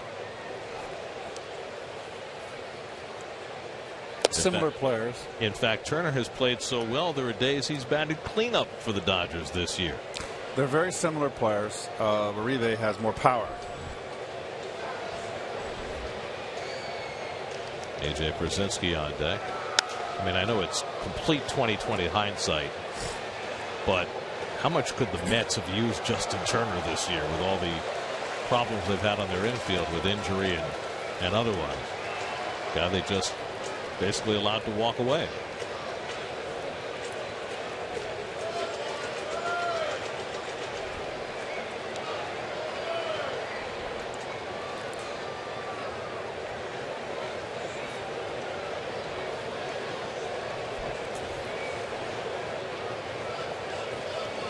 Two from Colon, and Uribe fouls that one off.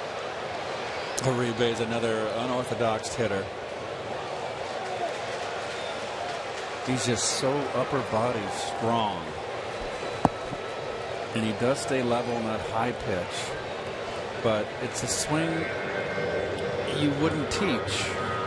But he's got fast hands, still got a fast bat, and it works for him.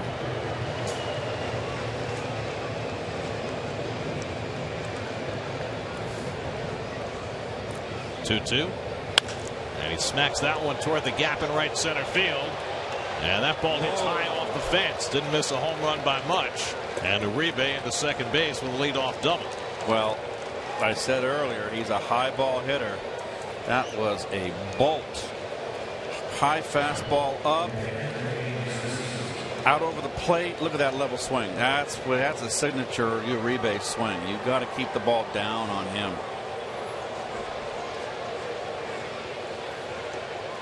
Shoulder in. Look at that follow through. That is a level plane right there. Almost took out the K in Vice. So the tying run at second with nobody out. 6 hits against Cologne. 5 of them in the last inning plus. A.J. Pierzynski singled through the hole into right to start the whole mess in the 5th for the Braves. And now he'll bat with the tying run at second. And he pops it up. Wrecker sheds the mask. Campbell comes in to help, and Campbell has it. And Flores covering third, nobody covering second, so Uribe comes halfway down the line before he's coaxed to go back. Well, the Braves in their retooled offense, less home runs, less strikeouts, more on-base percentage, higher on-base percentage, and twice tonight they didn't do the fundamentals. Maben strikes out with a runner on third base with the bases loaded. The Mets giving them a run to tie the game. Now leadoff double. Pierzynski not advancing the runner at the minimum to third base. So now it's Cologne's nemesis, Johnny Gomes, who has been hit by a pitch and singled and scored a run. Now hitting .360 in his career with 3 home runs against Cologne.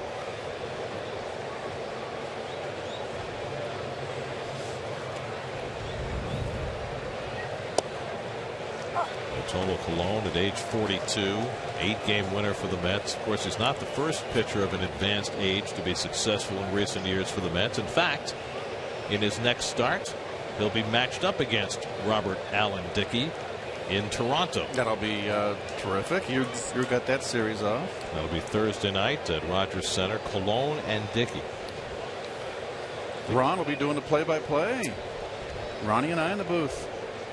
You ready? The boys are back in town. Got to take you north of the border. You know, every hit show starts out of town.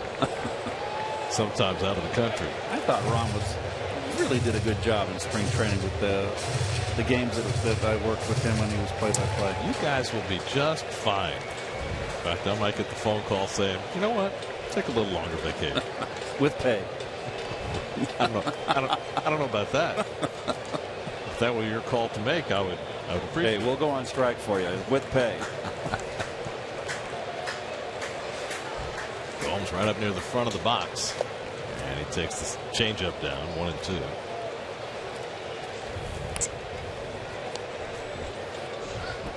Andrelton Simmons on deck.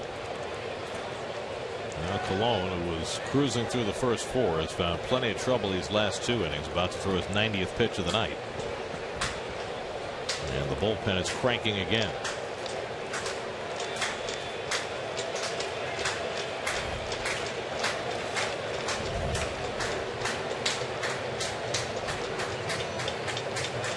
One-two to Gomes. Fouls off a 94-mile-an-hour fastball, which I believe is the hardest pitch Cologne has thrown all year. Yep. And he had a good cut, too. Up in the strike zone. Alex Torres up again in the Mets bullpen. Mets bullpen might be a little shorthanded tonight. They already have 1 player on paternity leave. They might soon have another. Jeurys Familia is about to be a dad, and that could happen at any hour. So they may or may not be without Familia tonight. 1-2 coming. Just missed.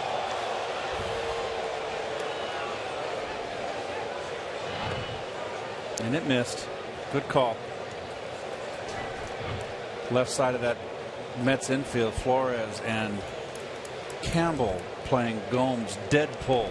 That's former Met David Arnsma, a recent addition in that Braves bullpen. They also have Dana Evelyn. They've both joined the Braves in the last couple of days, 2 former Mets.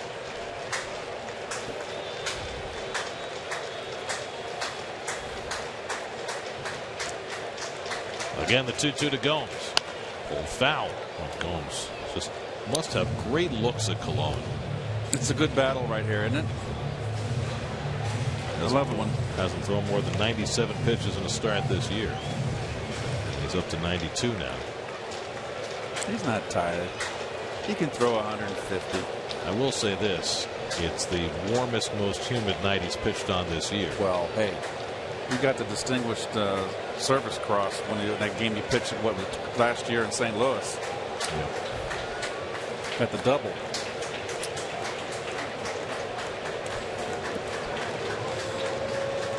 This will be the 7th pitch of the at bat from Colon to Gomes. Foul. Down past Bo Porter.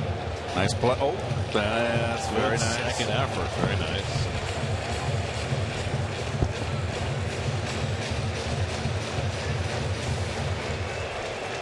Sometimes you got to stay with it. Last year, Colon threw as many as 121 pitches. He did that twice. But this year has yet to reach 100. Uribe leadoff double. He's at second with 1 out, and Gomes giving Colon everything he can handle. Bartolo trying to get him out for the first time tonight. Breaking ball. Yes. And he does. 3rd strikeout for Colon. 2 out. He threw everything at him with the breaking ball, and he just held it in reserve. There's the slider, and all out of the plate where he can't hurt him. Just hoping he'd fish. Very coy. So now 2 out. The number 8 hitter Andrelton Simmons is up. The pitcher Wood is due next. And Todd Cunningham has come out on deck to pinch hit, but even so, the Mets are going to walk Simmons intentionally. This is almost to force the Braves' hand. They might have been hitting for Wood anyway, but you want to get in that bullpen? Freddie Gonzalez doesn't necessarily have to pinch hit, and he's not, and I agree. You got 3 more cracks at the Mets, and I agree. You got a guy throwing a good game. You're going to bat around the order at minimum. So you got 3 cracks at getting to Colon or the bullpen. Obviously, you don't want to get to Familia. Familia has been lights out if he's available. Right, but to me, this is the right move. You got a guy throwing a good ball game. But that was interesting cat and mouse there because Freddie puts the pinch hitter on deck to try and convince Terry to pitch to Simmons. But Terry wasn't going to buy it because he wouldn't mind if they hit for Wood because he wants to get in the bullpen. Even if he pinch hit for him, Simmons is too dangerous a hitter in the 8th hole. Rather get a guy cold off the bench. So it's 2 out and 2 on for the pitcher Wood, who's sacrificed and driven in a run with a fielder's choice. 0 for 1. Tying run at second. Go ahead run at first with 2 out. And Wood drops down a bunt. It's a beauty. If it stays fair, it'll be a hit. They let it roll. Finally goes foul at the very last instant. It just got to the lip of the grass. What a nice attempt by Alex Wood.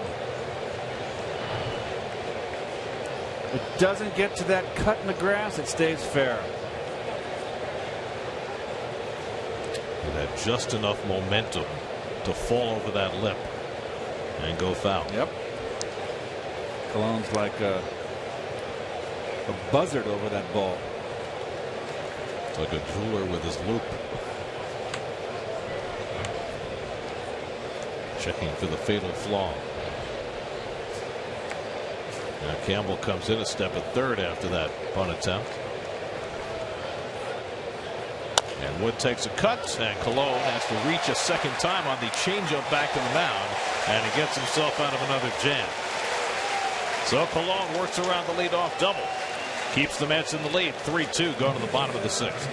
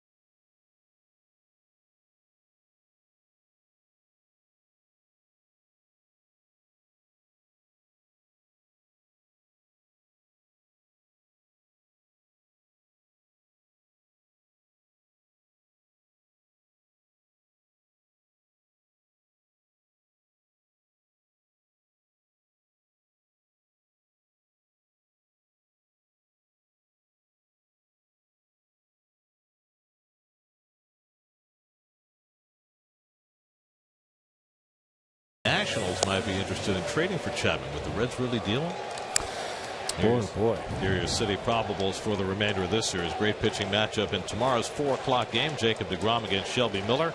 Dylan G gets a spot start on Sunday against Mike Fultonevich. SNY Super Slow Motion brought to you by your Mercedes-Benz Tri-State dealers. Visit them on the web at searchmercedes.com. Home 6th inning. Wilmer Flores delivered the keynote tonight with a home run leading off the 2nd inning. His first ever game as a cleanup hitter. He has homered and walked in his 2 plate appearances and scored 2 runs. Alex Wood remains on for the 6th, having thrown only 74 pitches tonight. And he throws the changeup outside to Flores, 1-0. Well, 2 of those 75 pitches now have hurt him. Well, Wood had only given up 2 home runs all year. He's given up 2 tonight to Flores and to Mayberry, and that accounts for all the Mets scoring. Meanwhile, Bartolo Colon coming in after 2 real great getaways. Left the bases loaded in the 5th and then worked around a leadoff double in the 6th and got a nice hug from Matt Harvey. Well, I mentioned to you with Bartolo, I just said those 4 other starters, young starters in that Mets rotation, should really pay attention and watch Bartolo pitch and how he works and conducts himself on the mound and learn something from the veteran. If only that imperturbable demeanor, you know? Well, you are what you are, and Bartolo is calm, cool, and collected. That is his personality. Well, you don't think that as a player you can fake it and keep your emotions in check when you're on the mound? Let me give that some thought. I will say this. I always preferred pitchers like Bartolo that were calm, cool, and collected. I didn't want them jittery and skittish. You know, there were some that were good.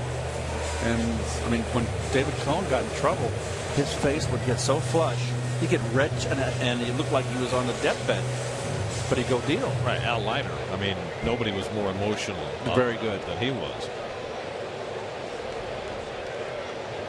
But I would think what you said about preferring as a teammate to see your pitcher calm, cool, and collected has got to be the general rule of thumb. And I just wonder, because you get a lot of players growing up who, as you know, kids, as teenagers, they might show their emotions a lot, and a lot of them learn to keep that in check. And I wonder whether that's something that you would prefer with a pitcher, to kind of hide his emotions if indeed he's feeling that on the mound.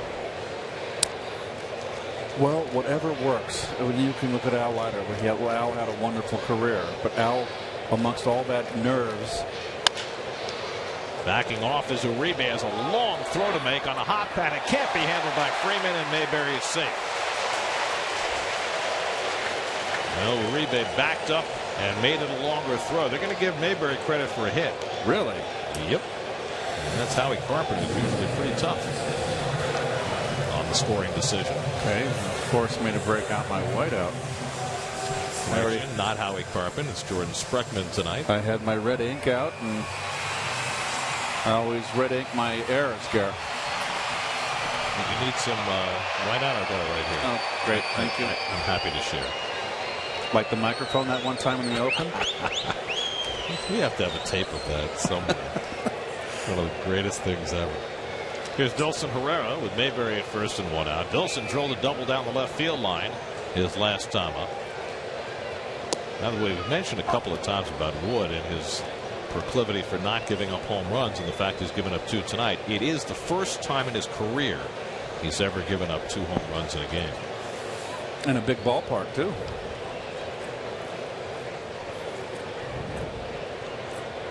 Herrera, who has home run power, takes a fastball for a strike. 0-2.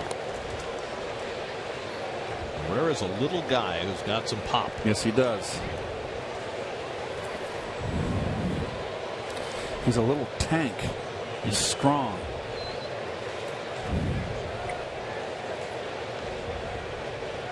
Are they still listing him at 150 pounds? Or did he move up the ranks this year? too. I'm going to beat you.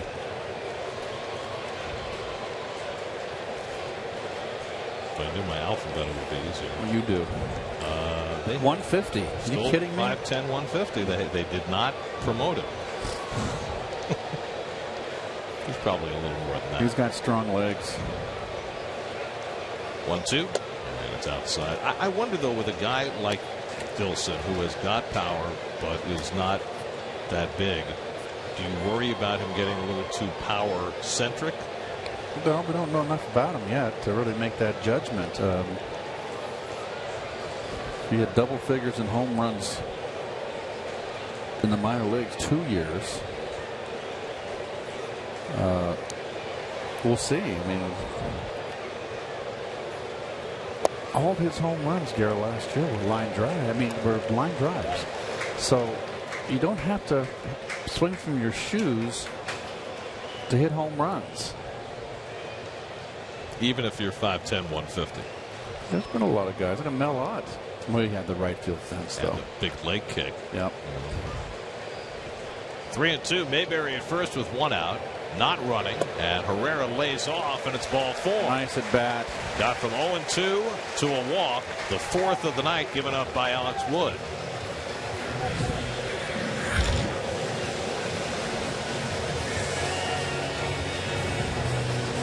So the Mets have 2 on with 1 out, and Eric Campbell coming up.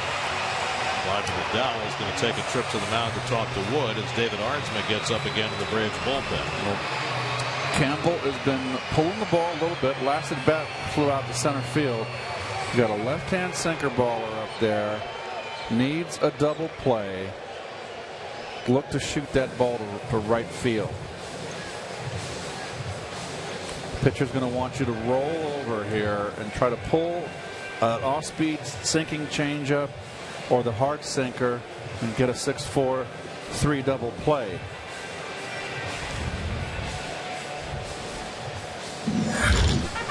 Oh my goodness.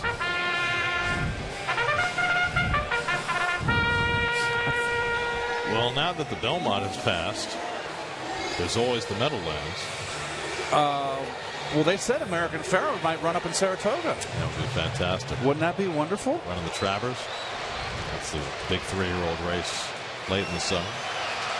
So Campbell with an opportunity. Line to left and fly to center. You want to hear the surprise of the night in baseball? Felix Hernandez for the Mariners pitching in Houston. A third of an inning, 8 earned runs. It happens. Knocked out. Who did it? Astros. Yep. The Astros. Campbell lays off, and he went around first base umpire Quinn Walcott. Our first look at him. He'll have the plate for that great matchup tomorrow between DeGrom and Miller.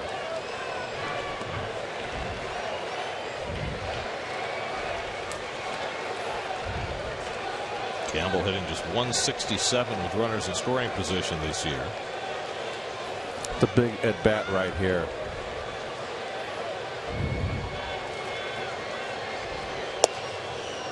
It certainly appears as though Colon is done after 6 innings, having had to fight his way through the last 2 and up to a season high 100 pitches.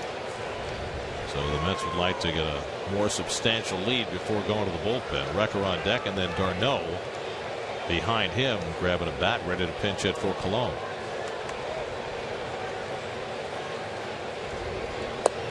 And Campbell takes it down, 2-1.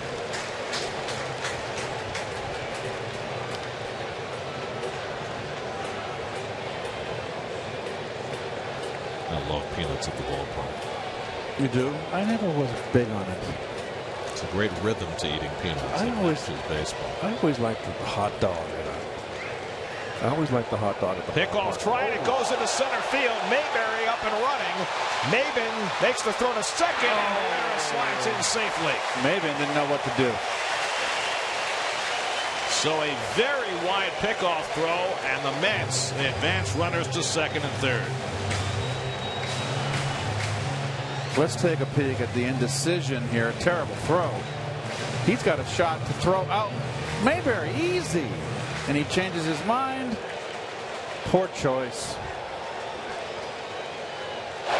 Very nice creeping up. And Herrera can run. He's got some wheels. I mean, Mayberry was your mark. Braves will keep the infield back. 2-1 the count to Campbell, and he fouls it off. 2-2. Well, Campbell has got to make some contact here and get that run in from third, if nothing else. And well, you see Simmons pointing to second base. Simmons, what's he doing? Get out of the dump. I think that's what fooled Maben. He probably should have thrown to third. Third, he had him dead to rights. But might have if Simmons hadn't pointed to second. If you're coming in to field the ball, you got the peripheral vision to pick up before you field the ball to check out where the runners are. You don't need any help. 2-2 to Campbell with the infield back, and he fouls it away.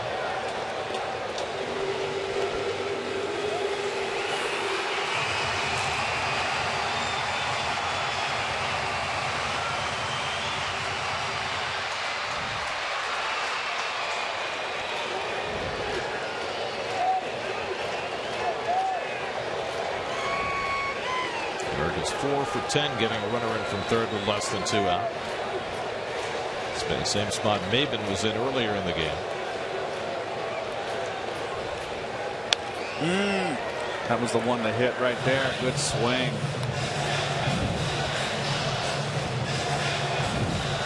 Just missed it.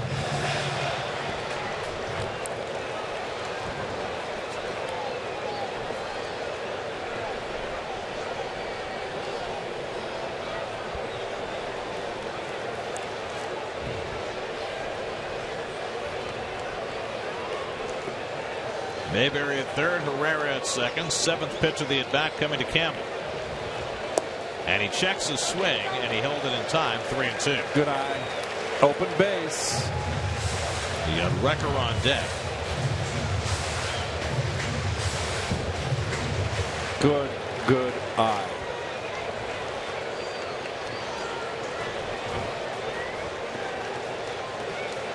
Well, it's Wood 95 pitches deep into this game. This could be his last batter.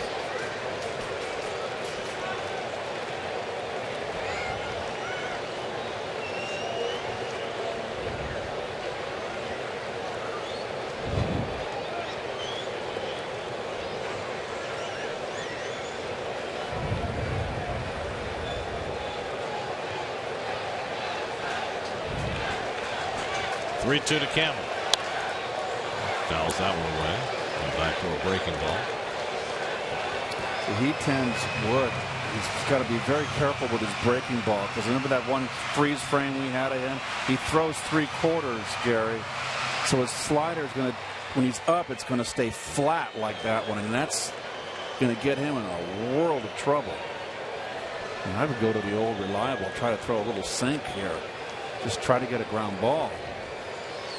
Well, I wasn't a pitcher, so what do I know? Wood and Prusinski having trouble getting on the same page.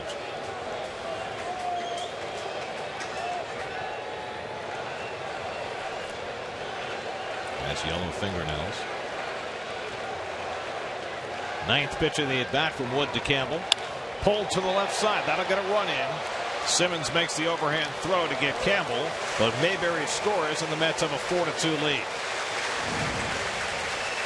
Nice at bat from Campbell. Very nice. So the errant pickoff throw proves costly for Wood and the Braves. The Mets build a 2-run lead. And now Wrecker bats with a runner at second and 2 out. Travis d'Arnaud on deck to pinch hit, so there's not going to be an intentional walk this time. He got one last time with Colon on deck, and Colon nearly burned them. He lined out to center field with runners at first and third.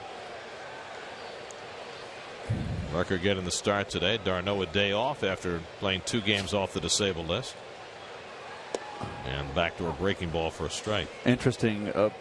Basically, the 2 same situations. Terry Collins earlier opted to intentionally pass the 8-hitter. Freddie Gonzalez did it twice. Knows that d'Arnaud is going to hit, so he's going to pitch to Wrecker. That's the beauty of the game, Gary. That's what the DH is. It just takes this all away. It wouldn't be even in the equation of this game today. Agreed? You don't have to convince me.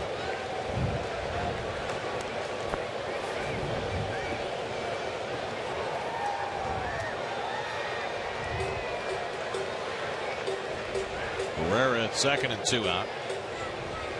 And Recker skims one foul. Nice play.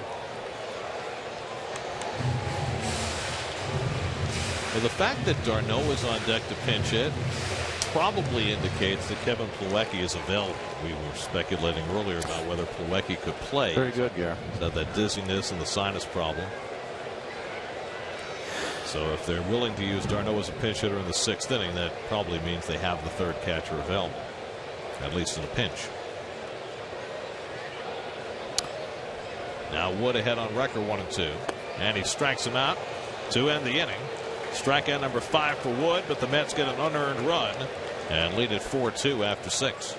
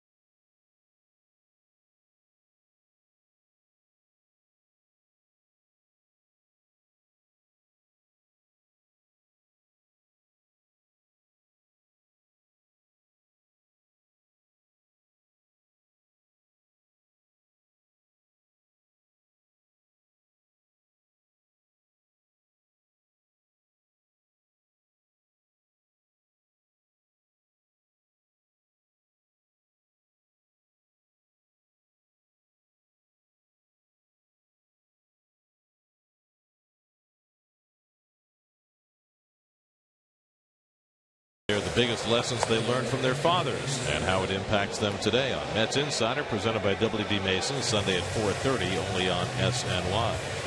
Nice shot of the Unisphere over at the World's Fair site. You were probably not here in 1964 and 65 when the World's Fair was in town. No. Darryl Siciliani comes in to play left field. He'll bat 9th in a double switch. Alex Torres will hit in the 5 spot in the order as Mayberry comes out. Well, Alex, his numbers are good, the ERA in 25 games, but it's always an issue with him. 12 walks. He can lose the strike zone in a heartbeat. Last outing Wednesday night against the Giants, he gave up a hit and a walk, but struck out 2 in a scoreless inning. Top of the batting order, Jace Peterson, who doubled off the fence in right field to drive in a run in the 5th. 1 for 3 on the night. He takes a strike. Peterson, Maben, and Freeman at the top of the Atlanta batting order. So Bartolo Colon goes 6 innings, throws 100 pitches, 2 runs, 6 hits, 2 intentional walks, 3 strikeouts, and a hit batsman. And in line for his 9th win of the year, which would tie him for the major league lead. All-star team? I don't think so. Not with that ERA. 4.41 after tonight's start. How many more starts is he going to have? You said we got 19 more games before the break. Before halfway point. Yeah, it's more before the break. So the first half is always longer than the second half, as far as the All-Star break is the cutoff point. He's probably got 5 more starts before the All-Star break. Suppose he has 13 wins. If he has a 4.4 ERA, he's not going to the All-Star game. Jacob deGrom, on the other hand, the old boy, he should be there, and Jerry's Familia certainly should be there based on what they've done so far. A lot can happen in 5 starts. It's exceedingly unlikely that any Mets position player would wind up in the All-Star game. They will be represented almost certainly by pitchers. 1-2 to Peterson, and the breaking ball. Did he go? He did not. Eric Cooper with the call at third. 2-2.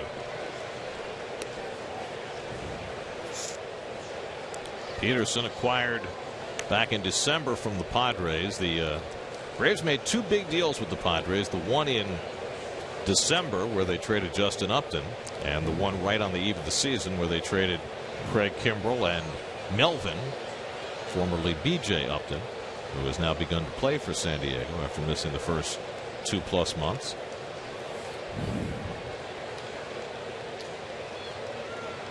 That's pulled into right field, and Peterson has another base hit. Nice hitting. So Jace Peterson aboard, and the Braves will get the tying run to the plate in the 7th. That's what happens when the slider stays on the same plane here. Oh, that's a fastball. Changeup? I think so. Yes. He put it in a good spot. That's just doggone good hitting right there. Gotta tip your hat. So Peterson has his second hit of the night. He's been red hot this last week. And here's Maben, who's gone 0 for 3 tonight. Grounded out, fouled out, struck out. By the way, I mentioned the 2 Uptons being traded to San Diego. The Padres were just in Atlanta. And the Turner Field crowd did not stop booing Melvin B.J. Upton for 3 straight days. And he signed that huge free agent contract there, never produced, and they just gave it to him the entire series.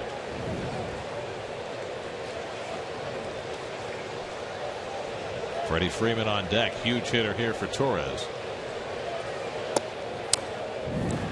2-0. Of course, the Braves on the eve of the season traded their closer, maybe the best closer in the game. He hasn't pitched nearly that well for San Diego, but it certainly has had an impact in terms of a trickle-down effect on the Braves bullpen, which has been the worst in baseball. That was a shocker, that trade.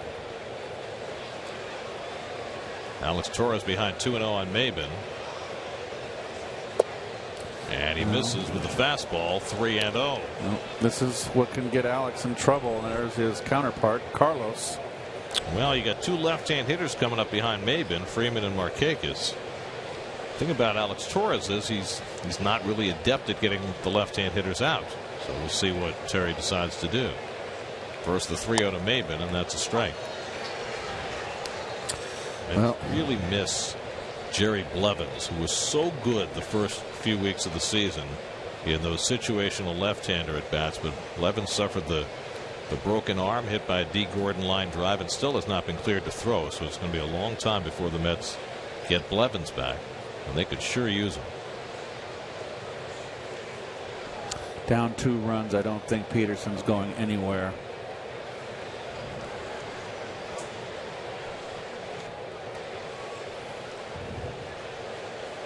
Peterson has 6 steals this year, but he's also been caught 6 times.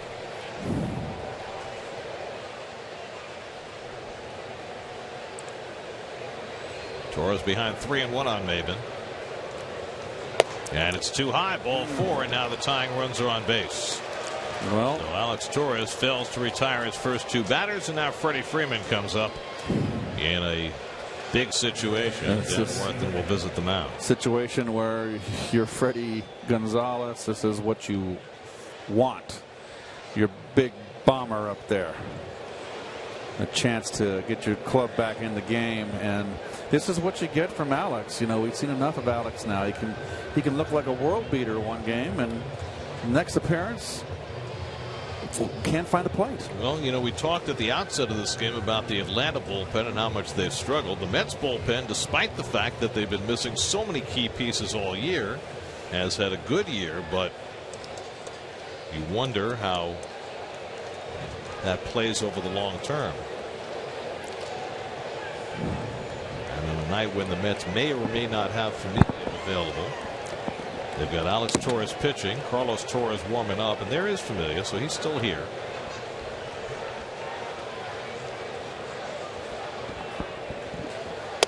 And Freeman takes inside ball 1.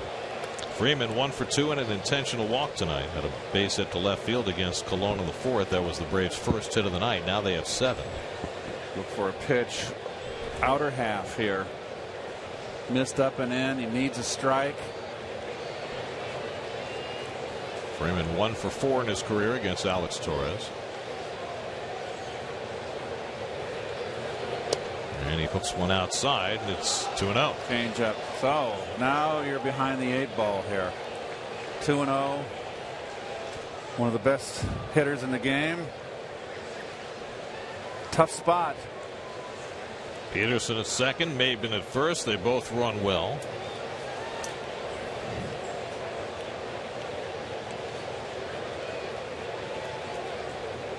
Two-0 coming to Freeman. And he takes inside, ball 3. So Alex Torres having trouble throwing strikes. And the situation gets darker by the moment. Well, you got to take here.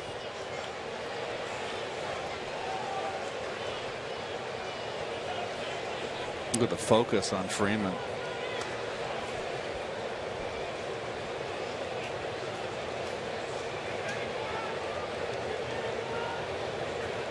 And he walked him on 4 pitches to load the bases. That's got to be it for Alex. A base hit and back-to-back walks to his first 3 hitters. And it looks like they're going to stick it out with Alex against the left-hand hitting Markakis. It's going to be his last man no matter what happens. You know, I understand that the Mets don't have a Blevins right now. They've got Gil Martin down there, who's, you know, been a starting pitcher, a Rule 5 guy, not who they call on in these situations. But the splits will tell you Alex Torres is not good at getting left-hand hitters out. And yet he keeps being asked to absorb these situations. Well, that's what you're missing, Blevins, because Blevins was a left-handed specialist. Now you've got Markakis, lifetime .288 hitter against lefties. 0 for 3 tonight. Bases loaded, nobody out. Peterson at third, Maben at second, Freeman at first. Oh boy. And Torres just can't throw a strike.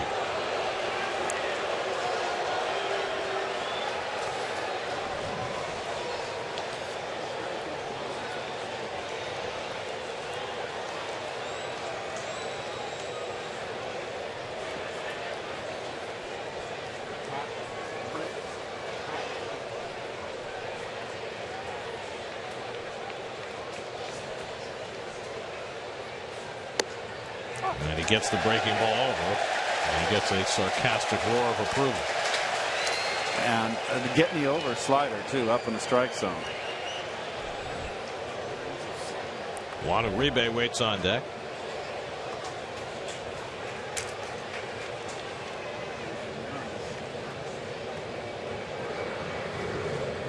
One and one to Markakis.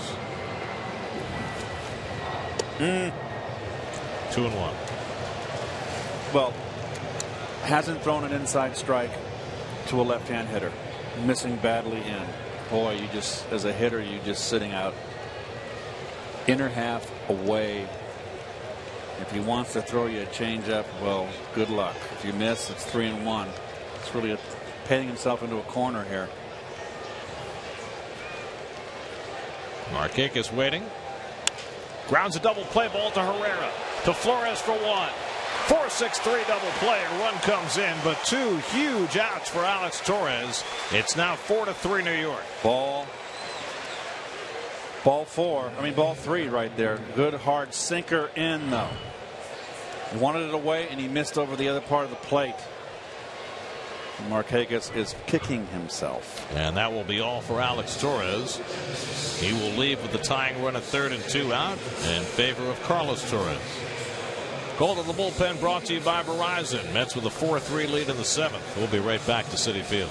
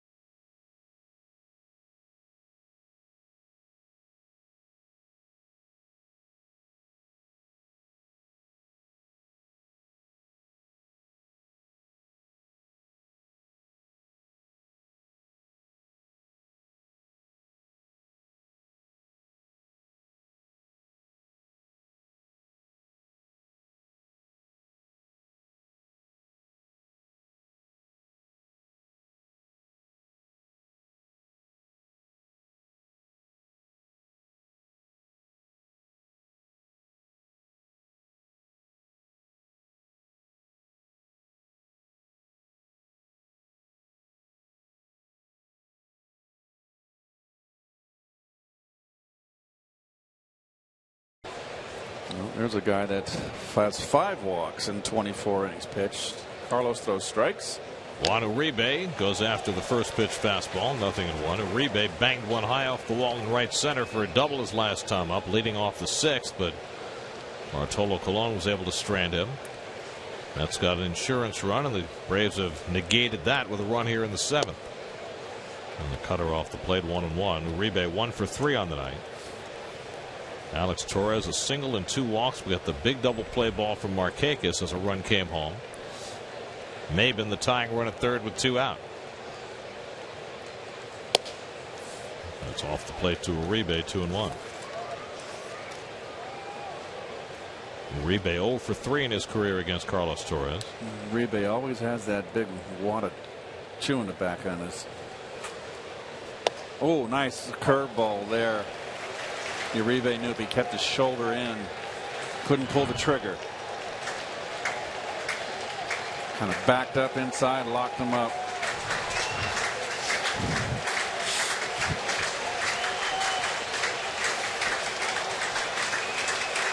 Two from Torres, and it's fouled away. It seems as though David Price has hit his stride with the Tigers through another complete game shutout tonight. 7-hitter to beat the Indians 4-0. What's his record?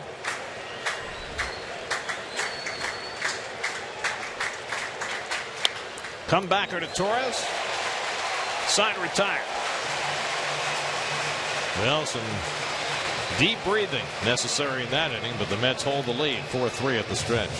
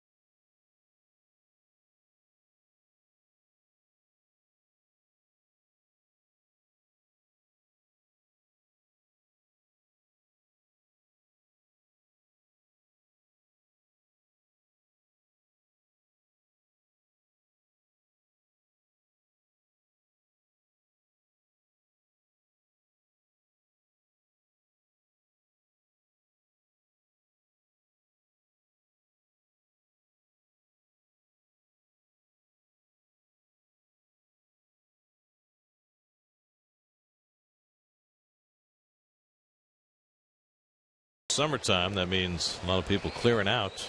A lot of traffic to the Hamptons and the Shore tonight. Not far from 4th of July.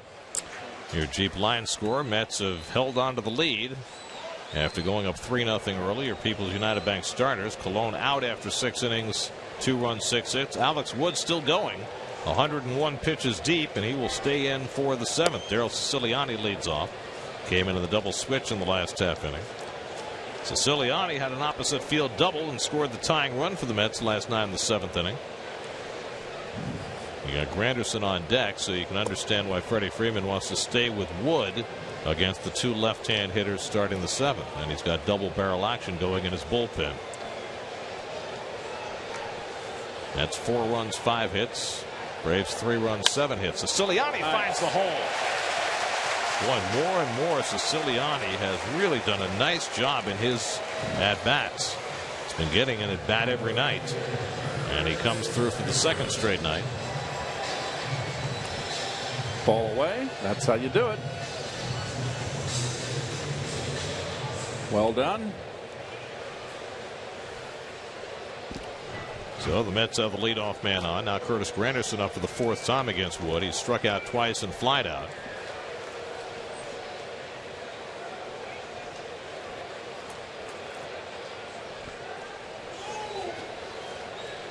If you're wondering about Wood's pitch count, he's thrown as many as 113 in the game this year, as many as 124 in a game in his career.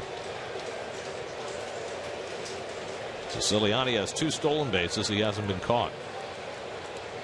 And Granderson fouls off the fastball.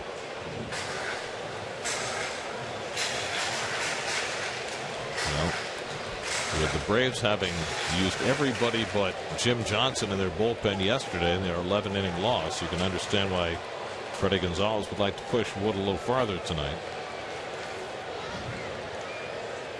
Well, that 1 earned run right now is the difference, Gare, on that errant pickoff. Check swing foul off Granderson's bat.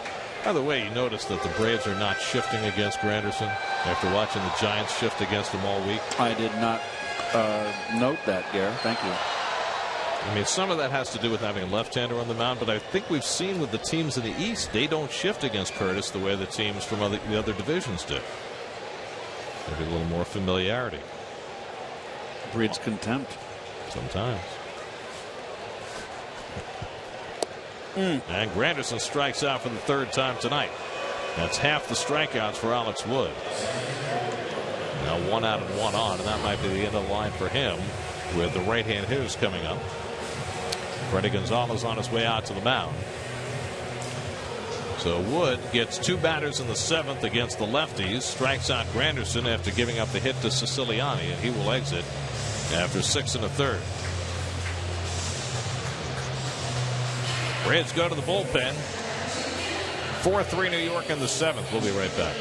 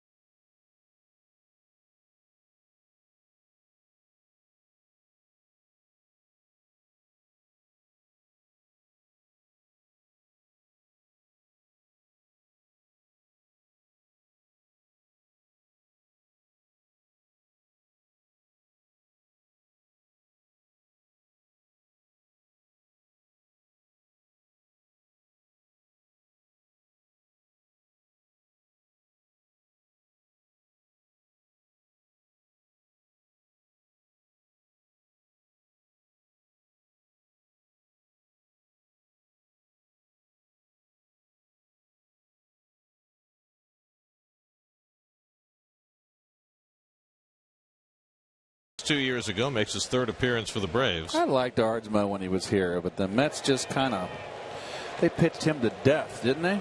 43 games in 2013 and about 2/3 of a season.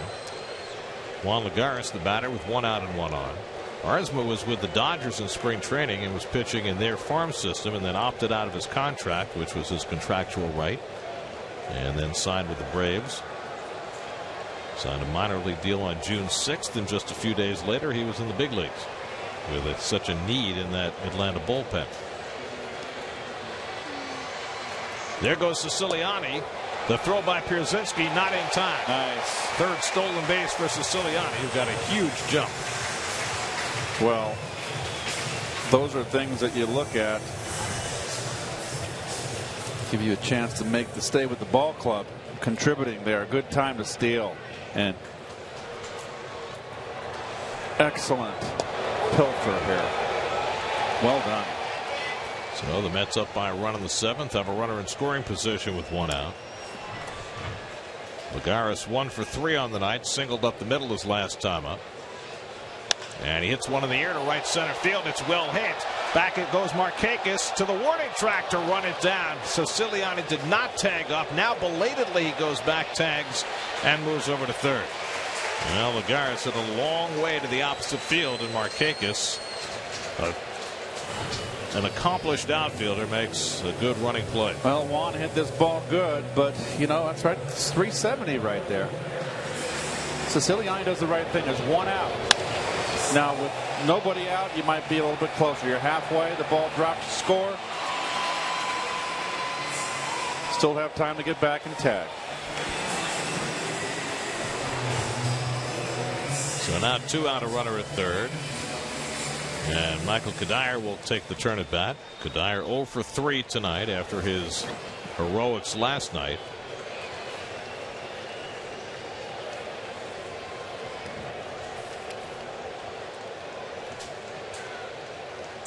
Aardsma and Cuddyer have met 8 times, and Aardsma has had his number. Cuddyer is 0 for 8 against him. Another former Met, Dana Evelyn, up in the Braves bullpen. They just called him up yesterday. That's ripped to the left field. A base hit for Cuddyer. It'll go to the wall. Siciliani scores. Cuddyer heads for second. He's got an RBI double, and the Mets have a 2-run lead again. It's 5-3. Big RBI right there late. Nicely done, Siciliani, starting the rally, stealing the base. And Cuddyer now, hopefully this is a sign for you Met fans that he's starting to need him to drive in some runs. Get hot and start hitting the clutch. Well, he had a couple of big 2-out RBI hits last night, and now another 2-out RBI hit for Cuddyer, his 27th run batted in.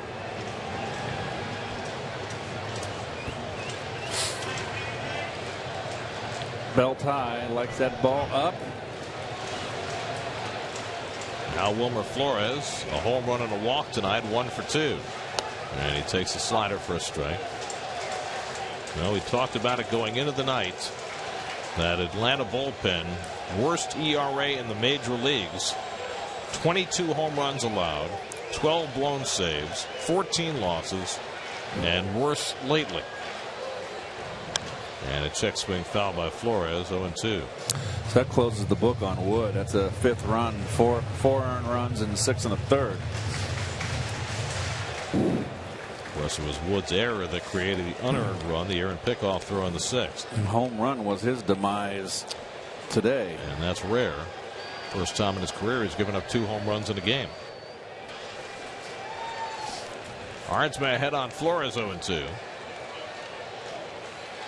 And it's way up and away. Danny Muno is out on deck to pinch hit. Muno just re-added to the ball club today, with Eric Goodell going on the disabled list with an elbow injury. And Bobby Parnell, with Goodell unavailable, getting ready for the 8th inning. Perhaps. Inside, and Flores did well to get out of the way of that splitter. 2-2.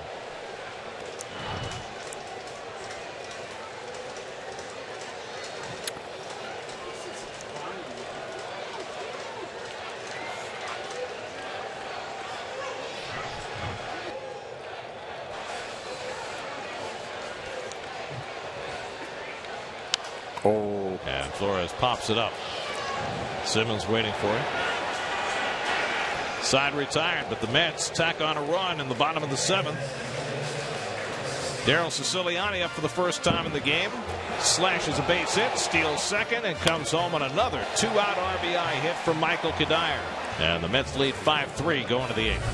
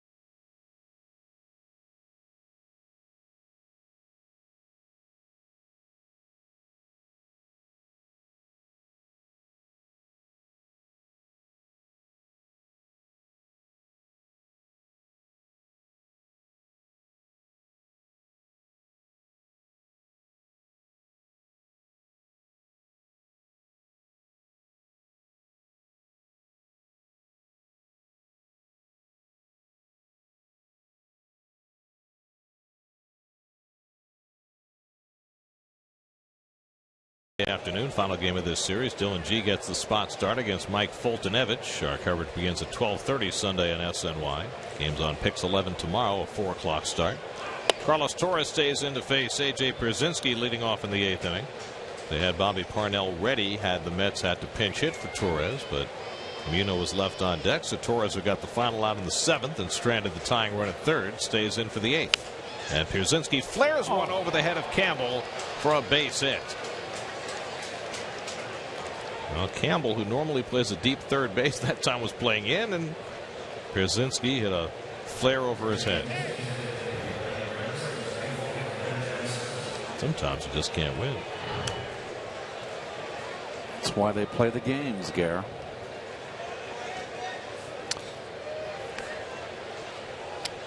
Now Kelly Johnson will pinch hit for Johnny Gomes in a lefty-righty switch. Johnson, recently back from the disabled list, had 3 hits on Wednesday. He's got 6 home runs this year in a part-time role in his return to Atlanta after his tour of the American League East last year. Nick Massett, the former Cincinnati Red, up in the Atlanta bullpen. Boy, what a turnover they've had in that bullpen. Still have Jim Johnson and Jason Grilli at the end of games, which was the case when the Mets saw the Braves the last time, but a lot of new faces down there since the last time these two teams played. Sean Gilmartin and Bobby Parnell staying busy in the Mets bullpen behind Torres. And the curveball in for a strike to Johnson, 1-1.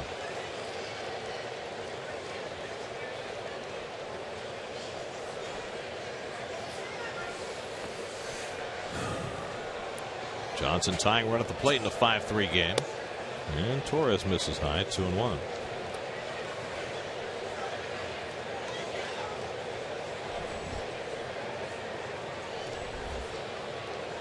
Terry Collins managing his bullpen tonight, not knowing whether J.R.E. Familia would be available. But we saw him down there in the last inning, so we have to assume he's going to make it to the 9th inning. So the Mets can expend whatever bullets they need to and set it up for Familia, who remains there, pacing like an anxious father-to-be, which is exactly what he is.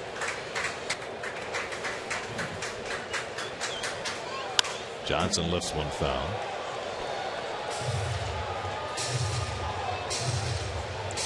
Whoever thought that when the season began, of the 2 Johnsons for the Braves, that Kelly would get more playing time than Chris.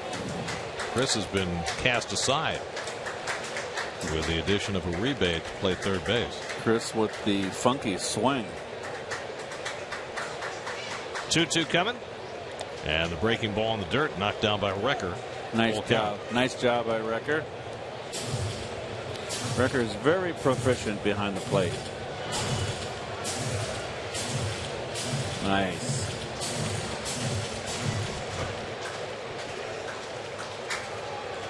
Three and two, nobody out. Pierzynski at first. No chance he's running here. With the Braves down by 2. And Johnson just got a piece of that one. A high cutter from Torres. So how about this game? The Boston Red Sox led Toronto 8-1 going to the 5th inning. Blue Jays got 3 in the 5th and 9 in the 7th, and now lead the Red Sox 13-8. Remember, the Mets and Blue Jays play 4 games starting on Monday. That is the best offensive team in baseball, and showing it again tonight, going for their 9th straight win.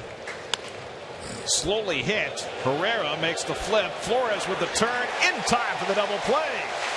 Slowly hit, balling it. The Mets still turn the 4-6-3 double play. Their second double play in the last 2 innings. Well, Herrera had 2 ways to go with this. He could have made the tag on the runner, but opts to flip right to Flores. Beautiful double play. But notice how Herrera came in to get that slow roller, Garrett.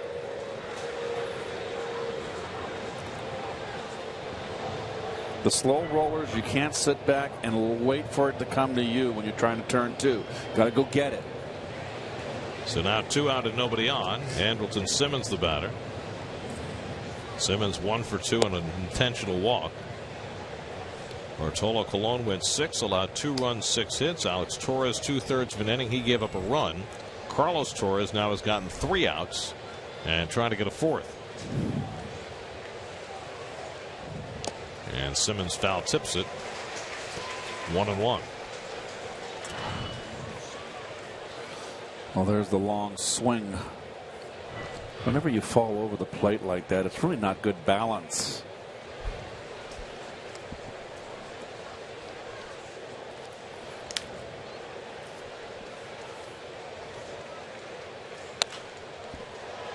And now Torres up in the count on Simmons, 1-2. By the way, we showed Parnell up in the bullpen. We were speculating last night about Parnell, who's thrown 1 big league game in the last 2 years, and whether he could get up, sit down, and get up again in the bullpen. And Terry Collins said last night he didn't know until he talked to Parnell this morning. They were going to use Parnell in the 10th if the Mets hadn't won it in the 9th, and he said he was good to go. So that's a good sign. Campbell with a running toss gets Simmons, and that retires the side. So Carlos Torres an inning and a third of scoreless relief, and that sends us to the bottom of the 8th with the Mets up 5-3.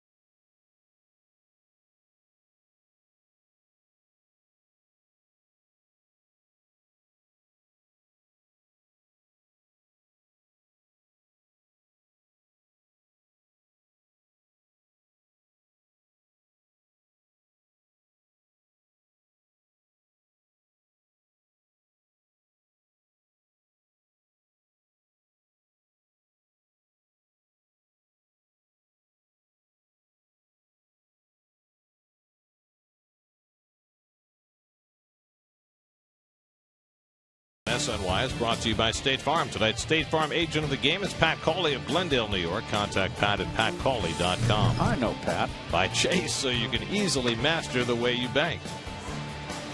Nick Massett in to pitch the bottom of the 8th. Danny Muno pinch hitting. Billy Johnson stays in the game in left field after pinch hitting for the Braves. Oh, another veteran in Massett. Former Red, started the year with the Marlins. Yet another late addition to these Braves who signed him in the middle of May after the Marlins let him go. Massett's had so many injury problems over the last few years. At one time, a very valuable arm for the Reds. Spent 4 years in Cincinnati, and then he has kicked around and just been trying to stay healthy for the last 4 years.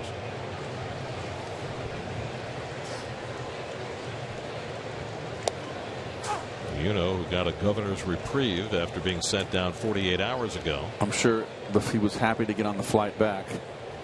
He's got some frequent flyer account going between here and Vegas. 2 for 20 in his big league career. Dilson Herrera on deck. And the breaking ball gets him. Juno strikes out to start the 8th. Pretty wicked curveball right there. Look at that. Good one.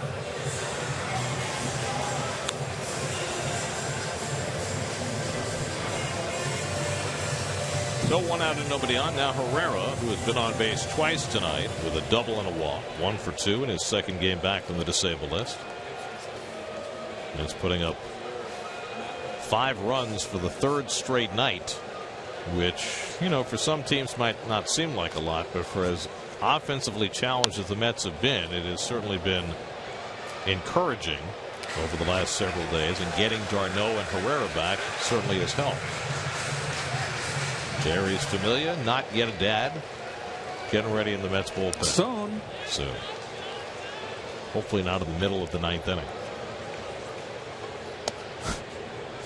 1-1 to Herrera. Can you see that? Gets the first down in the 9th and gets the phone call. Well, it has to wait. Hang in there, honey. Sure. Oh, hang in there. I don't know. I saw. Herrera gets hit by the curveball, so he's on base for the 3rd time tonight. Well, I shouldn't say honey. I mean, I saw Kevin McReynolds leave a game in the middle of the game in Philadelphia when the call came. No, it's a choice.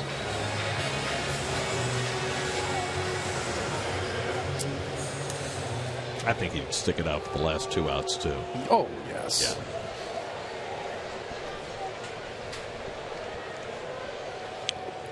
Eric Campbell's 0 for 3 tonight, but he drove in a run with a ground out after a very long and extended at bat against Alex Wood his last time up.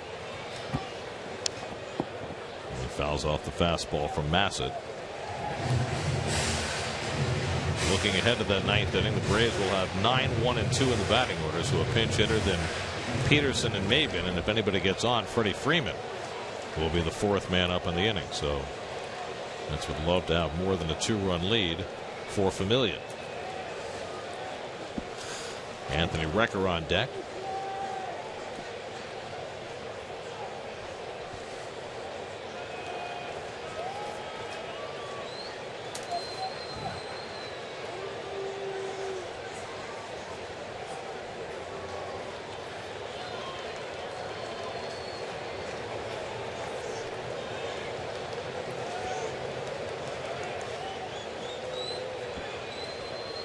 Campbell hits a double play ball right at Peterson. And Simmons does the rest for the 4-6-3 double play that ends the inning. So Jerry's Familia will be coming on to try and save it for Bartolo Colon as we go to the 9th at Citi Field. Mets with a 2-run lead. It's 5-3.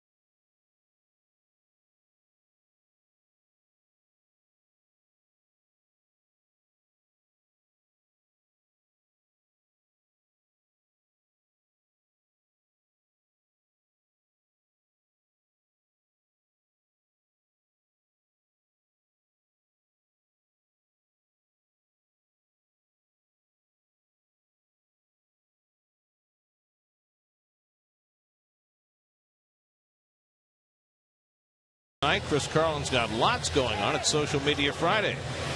Cat videos, anybody? And Chris has it all coming up tonight after the post-game show. I don't know what Jay Reese Familia's post-game show is going to be like, but he's on the mound bidding for his 18th save. Only one blemish. He's been spectacular. The numbers do not lie. He is got tremendous stuff. Pitching for a second straight day. He got the win last night after pitching a scoreless top of the ninth. Mets winning it in the bottom of the ninth against the Giants. Todd Cunningham will be the pinch hitter, leading off in the top of the ninth. Cunningham, second-round pick out of Jacksonville State for the Braves in 2010, takes a strike. Switch hitter, outfielder, can run. Stolen bases in the minor leagues. He's a base stealer. Stole 20 bases or more twice in his minor league career. He walks, has a good eye. So it's the kind of pinch hitter you want leading off the ninth. Down by 2 runs, you want to get somebody on any way you can, and Familia misses with the sinker, 1-1.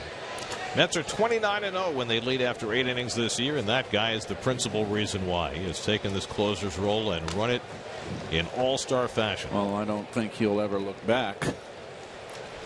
You know, people were asking questions about it. Is Bobby Parnell going to take back the closer's job? Well, no, not now. Not the way this guy has gone. And he had Cunningham flailing at the slider. New York Mets baseball on SNY is brought to you by Jeep. Visit Jeep.com today. Jace Peterson on deck. Cameron Maybin behind him. Mets had a 3-0 lead early, and they've held the Braves off ever since. Late swing by Cunningham at a 100-mile-an-hour fastball on his hands. With sink. Not easy to do. To do that, you got to be big and strong like Mr. Familia is.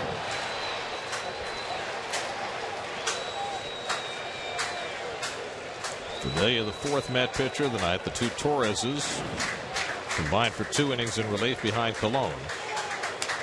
And now Familia trying to finish it off and get Colon his 9th win of the year, which would tie him for the major league lead.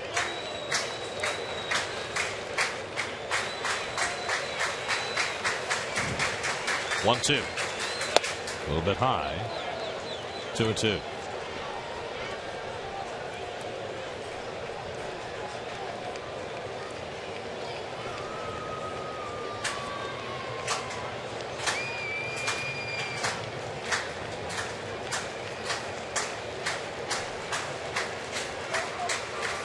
Cunningham waiting on a 2-2. Line the other way. Kadire coming on, or Siciliani coming on and making the catch. Siciliani using his speed to come in and grab the line drive for the first out. Nice at bat by the youngster off one of the very best in baseball, but hang with him here. Nice jump by Siciliani. So the move to bring in Siciliani, he's been very helpful in this ball game thus far. And a tip of the cap from his pitcher.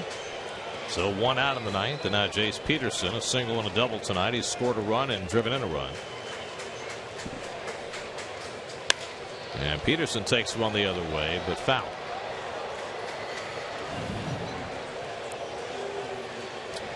Once Keith and I are done here, we will ship it off to WB Mason Postgame Live. Gary Apple, Nelson Figueroa will have all the interviews, the highlights, the reaction, the comments, the analysis. So much to do. At the feet of Peterson, he skips out of the way. The ball and a strike.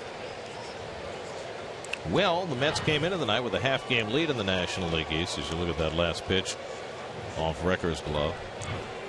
And the Nats are trailing in Milwaukee tonight, 7-2 in the 6th inning. Big night for Aramis Ramirez, 3 doubles and 5 RBIs for a potential Mets trade target. Game and a half lead. They might have just upped the price for Ramirez. Check swing, and he takes it low. 2-1. Cameron Maybin is the on-deck batter, and keep in mind, if anybody gets on in this inning, Freddie Freeman will get to turn it back. And that's the kind of drama Familia would like to avoid.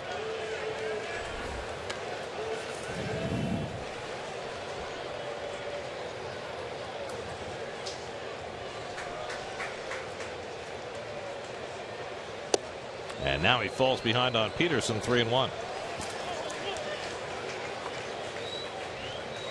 The way the Mets have built this unlikely lead in the National League East is by beating their own division. 21-11 against the East, trying to make it 22-11 tonight. 3-1 coming, and Peterson takes ball 4, and so the tying run will come to bat for the Braves in the ninth. Third time Peterson's been on base tonight, and now Cameron Maybin will come to bat. Well, it's going to make it very dicey here because it pretty much guarantees Freeman coming to the dish. It's a tough guy to double up here, and Maybin with a chance to one swing tie the ball game, so it kind of will build to the tension here. Maybin is 0 for 3 to walk tonight. Came into the series a very hot hitter. Peterson at first and 1 out. Campbell playing even with the bag at third. And Maybin swings at the first pitch sinker and fouls it off. Maybin's first career plate appearance against Familia. Freeman, who's on deck, has seen Familia and hit him hard. 4 for 7 with a home run against JACE. This game has been tough for the Mets to put away all night. They've gotten some huge outs, though. More to get. And Maybin quickly behind on the count 0-2. Malone worked around trouble in the 5th and 6th innings, getting huge outs to retain the lead. Alex Torres got a big double play. Carlos Torres a comebacker to end the 7th with a tying run at third. And now Familia with some lifting to do in the 9th. He's ahead on Maybin, 0-2. Just got a piece of the slider. Barely.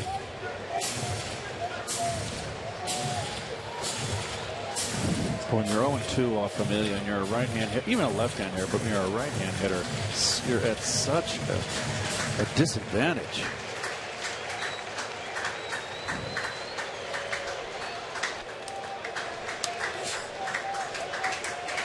Familia threw 15 pitches last night, about to throw his 15th pitch tonight. 0-2. Line base hit for Maybin. And now the Braves have the tying runs on base, and Freddie Freeman coming up. Interesting choice there. It's a slider that he hung. Got it away, but it stayed flat. It's away, but it just stays on the same plane. And a hitter can zone in on that. Get a bead on it. Nice hitting by Maybin, 0-2. So here we go. Freddie Freeman, the one guy in that Braves lineup that the Mets have tried to avoid pitching to in big spots. They've got a pitch to him here. 1 for 2 with a pair of walks tonight. Peterson at second, Maybin the tying run at first. They both run well. And Freeman fouls off the first pitch fastball. Oh, I love it. Right after him. That's just mano a mano here. Good cut by Freeman. Right after him. Granderson's practically playing out there in Flushing Bay. He's so deep in right field. By a hubcap where he's standing.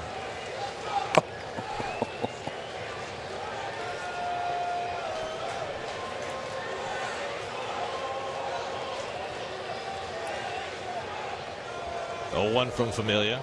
And Freeman fouls that one away. And again, JACE gets ahead 0-2. Love it. Right after him. Best hitter in the lineup, the most dangerous hitter. MARKAKIS on deck. Freeman 4 for 7 with a home run against Familia. Well, Familia's got him in a 2-strike hole.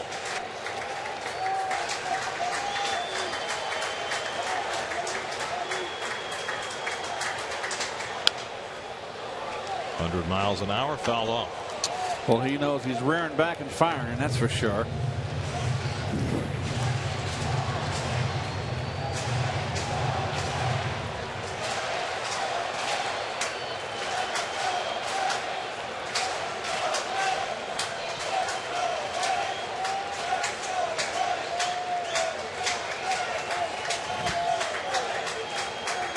Oh, 2 to Freeman. Comes inside with a slider. 1-2. Keith mentioned the strikeouts for Freeman early in the game. 59 strikeouts this year, more than you'd expect for this good a hitter. But hitting .408 with runners in scoring position this season. .408.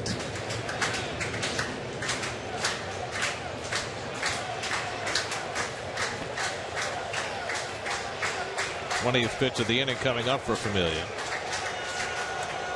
Got a line drive out from Cunningham. Siciliani making a nice play coming in to get it. He walked Peterson on a 3-1 pitch. Got ahead of Maben, but then hung a slider, and Maben pulled a base hit to left. Ahead on the count on Freeman as well. So it has not been the most dominating outing so far for Familia. I'd like to see him bounce a real hard slider in the dirt. See if Freeman fishes.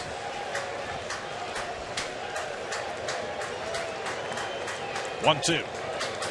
Up and in. 2-2. Nick Markakis waiting on deck. Gary, he's bringing it. He is throwing bullets. Braves have had some quality at bats against Familia so far here in the night.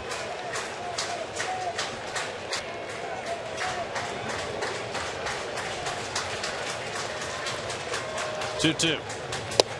And he comes inside with a slider, and now it's a full count. So he got ahead of Freeman 0-2, and now he's run it full. He doesn't have his good slider tonight, Gary. He's a little flat with his slider. Runners don't run here. You're down 2 runs. Especially with a guy who strikes out at the plate. Peterson at second, Maben at first. 1 out in the 9th. Mets with a 2-run lead. 3-2 to Freeman. Fouled away, and the battle continues. This is going to be a tough out. He's throwing so hard, Gary. He's so jacked up to get this out that he's lost his sinker here.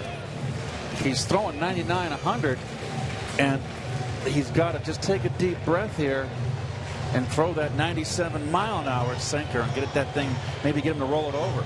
He's just over the top and throwing straight cheddar.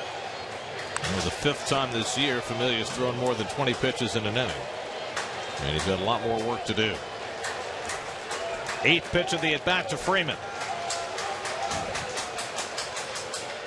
And he walked him to load the bases. Wow. So now it gets really difficult. Freeman's on base for the 4th time tonight. Bases loaded, 1 out, and Nick Markakis coming up.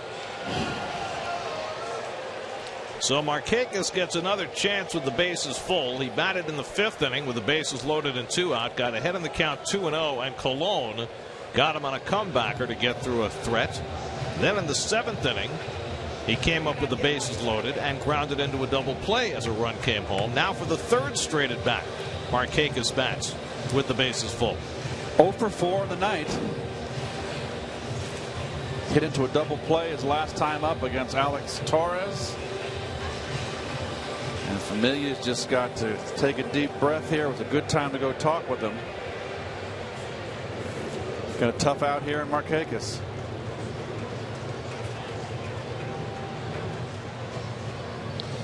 For Markakis, it'll be his first regular season at bat against Familia. Peterson at 3rd, Maben the tying run at 2nd, Freeman the potential go-ahead run at 1st with 1 out. Mets have turned double plays in each of the last 2 innings. Familia could use 1 more.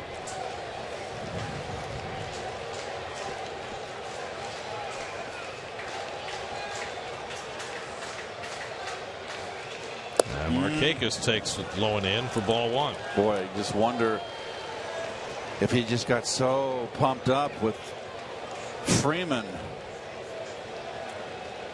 He's got to get refocused. Only the 2nd time this year that Familia's walked 2 batters in an outing. Sandwiched around the hit by Maben. And Markakis swings, grounds one, double play chance. Flores with the turn, and the ball game is over. Wow. The Mets turn a 4-6-3 double play for the third straight inning. Familia staggers to the save for Bartolo Colon, and the Mets win a tough one against the Braves in the opening game of the series, 5-3. Well, this is a similar game as to when they beat the Giants last night. Not easy. This is just great baseball. Good game to watch. Familia gets the double play. Markakis, what a tough night he had. 0 for 5, 2 double plays. Markakis had 3 at-bats with the bases loaded, a comebacker, and 2 double plays in those 3 at-bats. And the Mets are able to hold off the Braves all night after hitting a couple of early home runs. They never lost the lead. Colon gets his 9th win of the year, and the Mets beat the Braves for the 5th straight time. Well, here's the pair. Tailor-made. Beautiful easy hop. Nice feed. Big leagues. Ball game over. Got to turn it. Piece of cake. What would Howie say? Put it in the books. Some heavy lifting for Familia tonight after work around 2 walks and a base hit. But the double play ball, the savior for the Mets tonight. 3 of them in the last 3 innings. And the Mets hold off the Braves 5-3. Game summary presented by Jeep. John Mayberry hit a 2-run homer. Wilmer Flores hit his 10th of the year. That gave the Mets an early 3-0 lead, and they held on from there for the 5-3 victory. Look who's got 9 wins. For every Mets win, the Mets Foundation is proud to contribute $2,500 to the Cats Women's Hospital and the Cats Institute for Women's Health. For more information, visit northshorelij.com/KIWH. This win brings the total contribution so far this season to $82,500. Nice game, Gare. Hard fought. Big hits galore for the Mets tonight. Kadire had a big one to give them an insurance run. Siciliani was right in the middle of things. And the Mets win it 5-3. More coming up from Citi Field in just a moment.